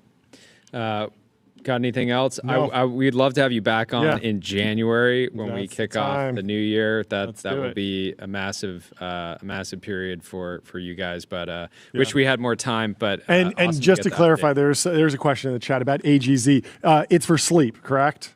Yeah, AGZ. Where's my little AGZ? AGZ. I have it here. So it's a melatonin-free nighttime rest and restore product. So just like we did for AG1, we consolidated a multivitamin, a probiotic, and greens. For AGZ, we consolidated what most people are making their sleepy girl, sleepy boy mocktails with ashwagandha and magnesium, 2 types of magnesium, and an incredible research-backed herbal blend. So AG1 for the morning, AGZ for the night to calm and develop a restorative 24/7. Fantastic. 24/7. Well, thank you so much for taking the time to come chat with us. Great to get Have the a update. great rest of your day. Congrats on And the have a great progress. weekend. Likewise. Thanks for having We'll talk me. to you soon. Cheers. Happy Black See ya. Friday. Happy Black Friday. Before we bring in our first in-person guest of the stream, let me tell you about Wander.com. Book a Wander with inspiring views, hotel-grade amenities, dreamy beds, top-tier cleaning, and 24/7 concierge service. We have Sean Frank in the TBPN Ultra Wallet Dome. King. He's been on the show multiple times. This is the first time seeing him in person. How are you doing, Sean? He is the world's #1 wallet salesman. Good to see you. How you doing? And Welcome to the dominating show. every other category now. Yes, dominating luggage, dominating knives, dominating Consumer electronics, batteries, battery packs, correct? Yeah, What man, don't it's you game day, dude. Got the jersey on. Game day. I love game it. day. Have you guys been on Shopify the entire time? Dude, since 2012. There was never like you Never never even thought blinked. about falter. leaving. You never No, blinked. falter. You never like Big let's just commerce, bro. let's just set up another little landing page over here. Maybe let's just have a side hustle page. No? Shopify till I die, man. Wow. The best payment processing one. rates. Okay. All the perfect apps inside the Okay. App Store. Yeah. I'm a big Shopify fan. Yeah. It's great to see you. Thank you for taking time out of your day today. Is this the most mellow Black Friday? Hopefully, like you've been building the company, building the team. You guys are so dialed in so many different ways now. I would hope that every year is slightly less stressful than the last. Yeah, this has been the chillest Black Friday by far. It's the biggest Black Friday ever, but team's bigger, processes are dialed in, and like the world's not on fire. Yeah. So, When something does go wrong on Black Friday, like how did it manifest in years past? Because it's obviously not like, okay, the website is down because that you're on Shopify. If It's goes never down, gone down before, It's yeah. never gone down. But there are things where it's like, okay, we got to be a little bit more dialed as a team today. What are you actually monitoring? Like what is just like inbound requests? Yeah, what situations are you monitoring? Yeah, what situations have you monitored in the past, or do you need to monitor on the most common problems would be credit cards going down. Okay. Right. So What does that mean? so Like some- payment processing or like Visa network is yeah, down? like hitting limits on your credit card because like in a typical day, a brand might spend 50 grand on Facebook ads, and then you go to spend $500,000. Oh, okay. So your corporate cards going. Yeah. So I yeah. just turn off and somebody's like not at their desk that moment and they Yeah, Yeah. and or your account gets frozen, Okay. like your actual Meta account gets Yeah, like locked up, yeah. and they're taking the week off, Yeah. right? I love Meta, love my reps, but like if you have a junior level of service, there's Yeah. no way to escalate that. Sure. And then your whole weekend's screwed Yep. if you can't spend money on Meta. Yep. So that's the most common thing. Interesting. Inventory issues always, right? How do you make sure things are staying in stock? How do you make sure your warehouse is actually working? Warehouses are in-person businesses, so it's kind of like retail stores. We have to staff up for it, but today our store will do 10x normal volume. How do you make sure those customers get their stuff when the whole 3-week period is going to be huge? Yeah. So, What percentage of a brand's Black Friday should come from advertising versus just there's built latent up a lot of demand, they demand built over up the a bunch year. of email addresses, their customers are coming back, they return by default. So yeah, if Meta goes down, that's maybe 5% of Black Friday, but it sounds like it could be a lot more. What are you thinking? it should be your biggest spend day by far. Okay. But it should be one of your most efficient days of the year. Sure. So just because people are intent primed. is so high. intent is so high. Intense. So we'll spend, in a typical day, we might be at a 2x MER, half of our money going to marketing for our digital channels. But a day like Black Friday could be like a 4x MER. Okay. But we're still going to spend multi-million dollars today, right? So conversion rates shoot up, you can spend more money, CPMs are higher. And it varies by brand, right? If you're Tecovas, you might have a bigger spike because the boots that everybody wants are actually on sale right now. Yep. But if you're AG1, they're not gonna have any spike at all. Yeah. Like nobody's like rushing out to get their supplements today. And I think we heard that from the David's Protein guy. Yeah. He was saying he was actually down a little bit because it's a January product, and that makes a ton of sense. On the digital ads thing, like what? I'm trying to think of where to actually dig in there. Yeah, just take me through TikTok Shop. You were saying that you made a 7-figure day. Yeah, Take me through that. $700. What's actually going on? Because reading behind that tweet, I was thinking like, okay, he's extremely bearish on TikTok Shop, maybe TikTok broadly. Like, how much should I read into that? Okay. Explain what happened. Yeah, the general thesis on TikTok Shop is it's really, really good for a certain type of brand. Yeah. If you're female focused, if you are a supplement, if you can make pretty, bold claims, TikTok Shop's going to print for you. Bold claims. That means people are like you will restores you'll all lose your 10 hair pounds. for $5, something like that. Because the brand doesn't make the claims, the affiliates make the claims. Yep. The affiliates are incentivized to say crazy stuff to try to get the affiliate commission. Yes. So if your This wallet will turn you into a millionaire. you put a $100 bill in here, it's going to You're change gonna it get into $200 $200 out. You can get $200 out. Yeah, and there's a whole cohort of like Gen Z brands that are doing 9 figures in like 6 months off of TikTok Shop. Yeah. Like you What guys should. what are the categories? It's supplements for sure. Right? Like get jacked, look hot. Yeah. Like that's testosterone what are the gummies. margins on? Testosterone gummies? No way. Yeah. They gummied everything. Dude, and like Test gummies? the Are you biggest kidding brand me? no one's ever heard of is Comfort. Okay. You guys should just go on TikTok Shop and just check out what Comfort's doing. Okay. What do they make? Publicly, so it's hoodies. Okay. And it's like, priced at 120, marked down to $35. Every time. And they'll do. So they're like eating into Mad Happy. They're like a Mad Happy clone. Is that? Or really like a fast fashion clone, like a Temu, Shein, like Yeah. Zara type clone. But like really high quality, anxiety reducing hoodies. They'll do Anxiety reducing. That's the claims, man. The claims. But they'll do over 700 million this year. 700 million. Third year in business. Third year in business. Yeah, they're killing it. Wow. So TikTok Shop can totally work. Now the joke there is that for a men's like almost luxury good brand, it will not work at all. No. We did multi-million dollars yesterday, and we did $700 on TikTok Shop. But I'm working, dude. I'm grinding now. Bigger, bolder claims. Yeah, bolder claims. but so do you think there's just like there's no way for you to get it to work? Like you've tested everything. You've like done a bunch of specific TikTok creative and hired people who have gotten it to work in other categories. So- Like at this point, it's not you. The Shops program is way different than the ad program. Okay. I'll spend 50 grand on TikTok Shop today, or sorry, TikTok ads today, but that's And driving my that'll be website. fine. Yeah. To make TikTok Shop work, it has to be an impulse purchase. Sure. But I haven't given it my all. In January, we're giving it our all. You are? We're going to throw everything at it. Is it your number one like big opportunity for 2026, or are you thinking like AI agentic commerce? I would say that there's probably 6 things a brand should be focused on in 2026, and I'll see if I can rattle them off. 6 is a lot. Yeah. But I think social commerce is for sure one of them, but then that ties into point 2, which is just getting way better short form organic video, right? You guys post clips, like more brands need to be clipping. And it's just because watch time on social media apps is continuing to be dominated by short form video. Nobody's scrolling feeds anymore. And it's just going to continue to take over long form YouTube and Twitch streams and everything else. It's just all for the clips. Yeah, no, it feels like the Instagram feed is just a catalog now. And I don't even know if you should care about engagement as a brand. Well, dude, and also like the idea of a brand has also been like disintermediated because it's not about the brand page anymore. Like the best TikTok Shop brands have 50 TikTok accounts because it's just volume. And if you pull up like the number 1 TikTok Shop affiliates, there's people making $1 million a year, and they'll post 70 videos a day. And so many of those videos get 20 views, but then one will get 28 million and it will just print for everything them. else. Yeah. Do you think there's any, do you think that takes you out of like building an enduring brand? Like, will the next Hermes really be doing that? Will the next like iconic like the Louis Vuitton or the Ferrari be like slopping it up on the short form? Well, no, I think they're going to be sponsoring like DJ tables at like F1 stuff, but like the rest of us are going to be slopping it up too. And then even the slop comes for us all. Yeah, and I know you guys love luxury. The luxury space is super interesting because Richmont's actually the only brand dominating right now because they have Cartier, they have Van Cleef, like jewelry's taking over everything, and LVMH and really Keurig has been wrecked for like 2 years. So the world of luxury is undergoing a lot of changes right now as well. Yeah.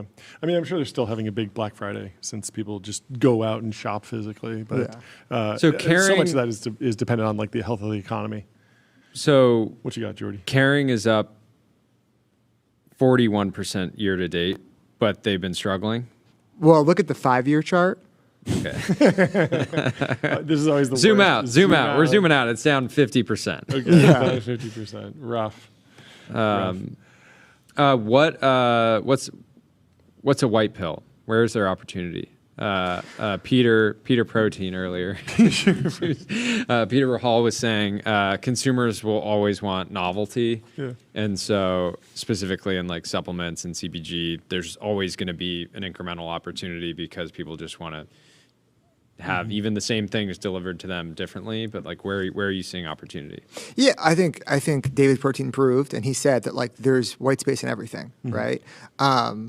Nobody thought you could build a hoodie brand like Comfort and just dominate a new channel like TikTok Shop and affiliate and get to $700 million. I think it's the fastest growing apparel brand of all time, right? And yeah, David's Protein, 2 years in, $300 million. Groons, 2 years in, $300 million. So I think the standards are way higher. You have to be really good at operating, right? You can't just have a good website. You can't just have a good product. You actually also have to understand the ecosystem. But our fastest growing channel this year is consumer electronics, right? Like doing phone cases. Everyone told me phone cases were a stupid business to get into, right? And like we bumbled along for 4 or 5 years doing it, and now it's an 8-figure business for us in 6 months or whatever. That's amazing. There's white space everywhere, man. As long as you're going to grind it out. Did you hear my idea, post-purchase flow? We were working this out where you buy a product and then you have an opportunity to get to box somebody for a discount. You match locally, kind of like to recreate the original physical Black Friday experience. So, do both people want a discount and only the winner gets it? Yes. Or you guys? Wait, no. I think it's like I'm on Ridge.com. I check out with a bunch of stuff. Jordy's my next door neighbor. He checks out with a bunch of stuff. We're both happy. We're having the modern e-commerce Black Friday experience, except there's one thing missing. We didn't get to fight each other. So then in the post-purchase flow, it says, hey, there's someone that's opted in to a fist fight. In your area. Walk outside, meet at this address. You can scrap it out. It sounds asset light. So I don't have to, as a brand, I don't put up any boxers. No. You guys are fighting each other? It's purely peer-to-peer. You do have to give some of the margin back to the winner, though. That's the only thing. So the winner does get a little incentive. Or something? You get like a gift card or something. Dude, and the rich customers, they're scary, man. They're tough guys. They're tough guys.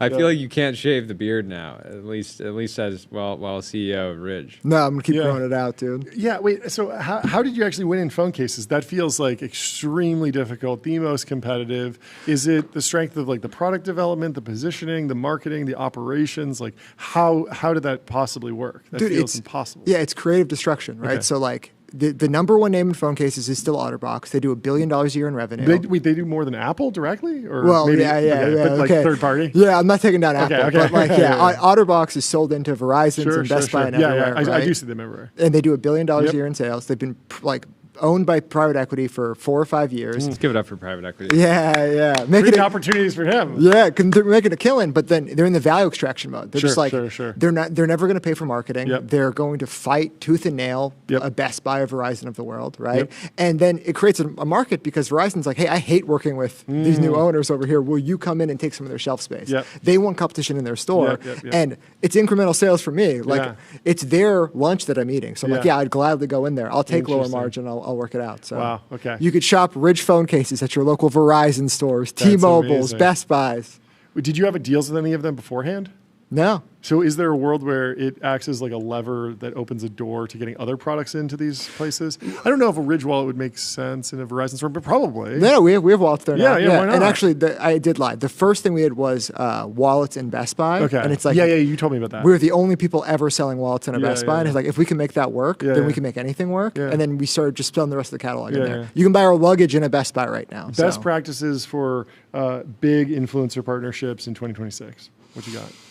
I think more and more the brands need to be somewhat creator led, and I think it's way easier to do that internally, right? You guys had a couple creator brands on today, right? Totally. You could say Mod Retro is a creator brand because Palmer. It is crazy how many views Palmer gets. Even though he's not an influencer, just by going around onto Rogan, onto other shows, and plugging he pulls it. Yeah, he pulls the audience. Yeah, so I think there's free impressions to be had, and the most expensive part of my P&L is impressions. Right? So if you can go out there and tell a story and be good, like you'll get a ton of impressions. We just an hour ago had an MKBHD video go live, and it'll probably get 3 million views, sell a ton of stuff, and it just needs to be a tighter feedback loop there.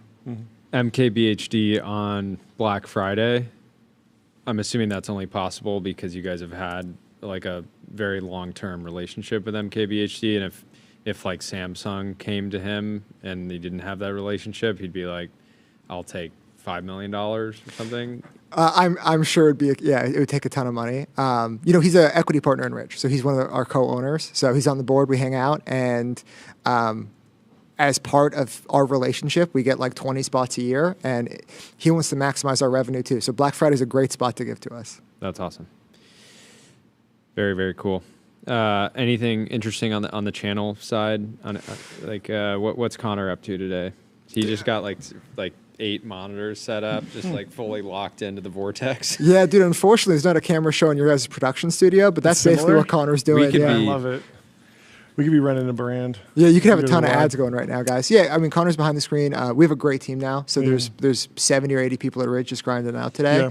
Yeah. But the most exciting channel is probably YouTube. They kind of fucked around for a long time and didn't have good performance marketing. Was that the targeting or the actual like? It would be nobody could get. It was extraordinarily difficult to get programmatic ads on YouTube to work at all, right? Yes, but what about them was wrong? Just like the targeting on like who the person was. Well, that you're reaching. Yeah, I mean their number one business is AdWords, and they want everything to work like AdWords. Sure. And that ad space doesn't work like AdWords. Yep. Right. Yep, and totally. and they weren't willing to make the changes to make YouTube an actual functioning ad platform. But now that it looks like, the Google Ads business could be threatened or might be threatened. They're like, okay, let's start actually finding all the dollars in the couch cushions. Yep. And that is YouTube ads. Okay. I mean, pull up their K1. It's the fastest growing part of their business, right? Growing 50% year over year. And it's working. So YouTube's been like the second biggest channel for it this year. Interesting.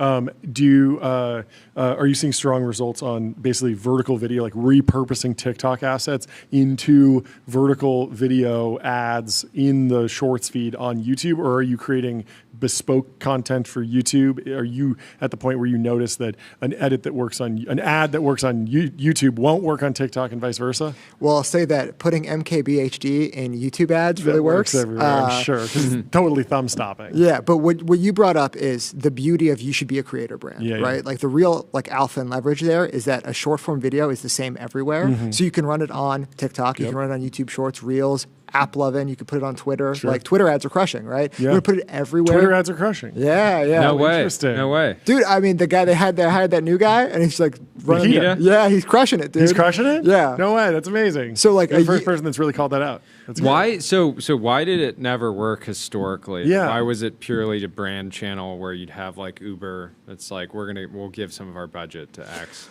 Well, it's the same thing as like why did AppLovin go from like a $20 billion company to a $200 billion company? It's like they built a really good ad engine, right? Like dollars will flow to whoever has the best ad engine. I think a lot of the space is the same, right? They're like, oh no, an X user is more valuable because it's into tech, or no, it's bad because of all these bots. Interesting. At the end of the day, there's purchasers everywhere, and you just need a really good ad engine. And Meta's had a 20-year head start building the world's greatest ad engine, right? And now the same people who built that are going to places like Twitter, going to places like AppLovin, and rebuilding better ad engines. And as long as you could put it on Reddit ads, you could put it on Criteo horrible ads, and as you have a really good ad engine, it will find purchasers. Interesting. And that's what I think they did over at X, and it's been working. Yeah, and video specifically too. You've been running video ads there? Because you were saying you could bring your TikTok, YouTube ads, your MKBHD video ads all over. Has that been successful on X yet? Or is it more link-based? We throw all the stuff in there, everything. but everything has a link to link out and purchase on our website. Yeah, okay. Well, we got to close out with Harley. Thank you so much for Will you hang out for a second? Hang out back there. We'll talk to you soon. We got Harley back in the studio, closing out. Where did Sean go? Sean, hang out. You want to hang out? Dude, what do you... You look like his... he ran away. I guess Sean won't have... If he sits here... he's a pretty face. You look like his boss he's got it. He's got it. He'll hang. Oh, yeah. Okay, we have items for him. Amazing. How are you doing? Close us out. Give us an update on the stats. What else is... Okay, let's go. What's the latest? All right, let's start with the stats, of course. Sean, can you hear me? Oh, I can hear you, bud. How are you? You can. How you doing? Congratulations. We pressed him. We said, has he ever flinched and thought about even for a second using a different e-commerce platform? He said, never in the entire history of Ridge. Never. Never even thought. Actually, in truth, Sean's one of those guys that he gives you tough love when you deserve it, but he gives you praise only when you deserve it also. And so that makes him a real one. He is a real one. Okay, so let's check it out as we close this out. How are we doing? So $4.1 million right now, sales per minute, 38,000 orders per minute, 30 million unique shoppers today. Wow. Across all of Shopify. Let Sean hit the gong. Oh, Sean gong. Go on, do it for us. It's a Sean Give it to gong. us. Let's go. Clean hit with the setup. With the prancing setup. Wow. Okay, so I also have a few other things for you. Yes. Okay, so I'm going to wrap up some trending categories for the day now that we're getting to 5 p.m. EST. Skincare, vitamins, supplements, t-shirts, activewear, makeup did really well. This is really interesting. At 5 a.m. when I was on CNN, I looked at trending products. At 5 a.m., it was Aloe Yoga with their crew neck pullover. It was Cozy Earth with their bamboo sheet set, and Merit Beauty with their Flush Bomb. When I look at it now, it's totally switched up. You have Victoria Beckham's eyeliner. You have earplugs from a company called Loop. Earplugs? Switch 2. Interesting. Yeah. Loop earplugs. The ones that's trending is called the Loop Switch 2. Okay. And you have Lola blankets, the antique ivory blanket. Here's what's really interesting. If you go back to this time last year was all about getting outside. You saw ski equipment, adventure stuff, outdoorsy stuff. That's over. We're going cozy, terminally man. online. We're going cozy maxing. We're going cozy. So things like bakeware sets, blankets, wooden toys, and coloring books are all up 100% year over year. Interesting. Goose Creek candle, Christmas tree 3-wick candles, killing it, and Caraway cookware set is also killing it. So those are the trends. It's been, I mean, the cozy era is definitely here. We're in the cozy era. Cozy era. Dude, all those are great brands. If you guys don't know Loop, like I don't know Loop. No. Oh, something like really old, like the one with like earplugs. And, like, they made them really cool. Is it for sleeping? No, it's for like going to concerts. Concerts and stuff. Okay, yeah. You pull up their website, Super Gen Z. Cozy Earth has a bunch of stores in LA. Like all those Cozy brands. Earth is really cool. Yeah. Loop earplugs. Yeah, this is amazing. Yeah.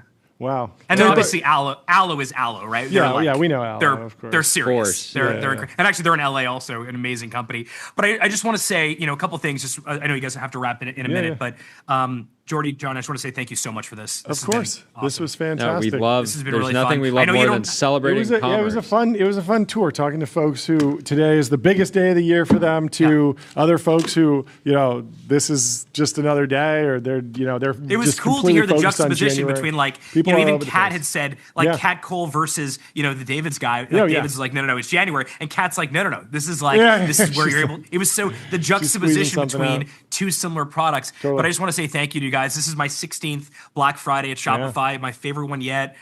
Huge thank you to Noel, Sarah, Peter, Torin, Kevin, Nish, Bene, Brian, Kat, and of course Sean and Jordan, John. You guys are amazing. Sorry we stole your day off. Please apologize to your wives and your families. No days off. No days off when capitalism is on the line, when commerce is on the line. It's the biggest day of the year. It's the best. And we're still full of energy, but hopefully you agree it was worth it. And 100%. I will see 100%. I'll see you guys in Q1 for our next earnings call, I guess. We will. We can't wait for 17. Yeah. Dude, Cyber Monday, run it back. Cyber Monday, we'll we're doing another stream with the green suit. Harley, join Cyber Monday. Yeah, I would love to. If you'll have me, I'd love to join Cyber Monday. Of course. If you can find me. Maybe Sean and I come on together. We do a whole back-to-back DJ thing. Let's do it. Yes. Sales hour by hour. I'm going to report in. Yes, I want to know. I love it. Amazing. Thank you guys. Congrats to the whole Shopify team for another massive blowout day. Thank you very much. Can't wait to see the final numbers. I want to know the final numbers. We got to figure that out. I'll come back Monday. We can chat. Fantastic. Amazing. Thank you so much. Great We'll talk to you Harley. soon. Talk soon. All right, Have thanks. a good rest of your day. See you, Sean. Goodbye. Later, Harley. Wonderful show. Thank you to everybody who has hung out with us today. Yeah. Celebrated commerce, celebrated entrepreneurship, celebrated the American consumer. Commerce Corral with and the the Cowboys. Canadian consumer. Yeah, Commerce Corral. The Canadian consumers. I wish we were podcasting tomorrow. We won't be. It Tomorrow's will be Saturday. Saturday. But we will be back in full force on Monday. Back in full force. And it'll be a busy weekend. Dude, it's going to be great. Thanks for doing this. Thanks Shining some light on a small little company called Shopify. Yeah. Fledgling startup. 20 years next year. 20-year-old company. Fantastic. Well, Amazing. Thank you so much for tuning in. Thanks Have for a listening. wonderful Leave us 5 rest of stars your on Apple Podcasts. holiday and Spotify. weekend. Sign up for the newsletter, tbpn.com. And we will see you on Monday. Cheers. Goodbye. Goodbye.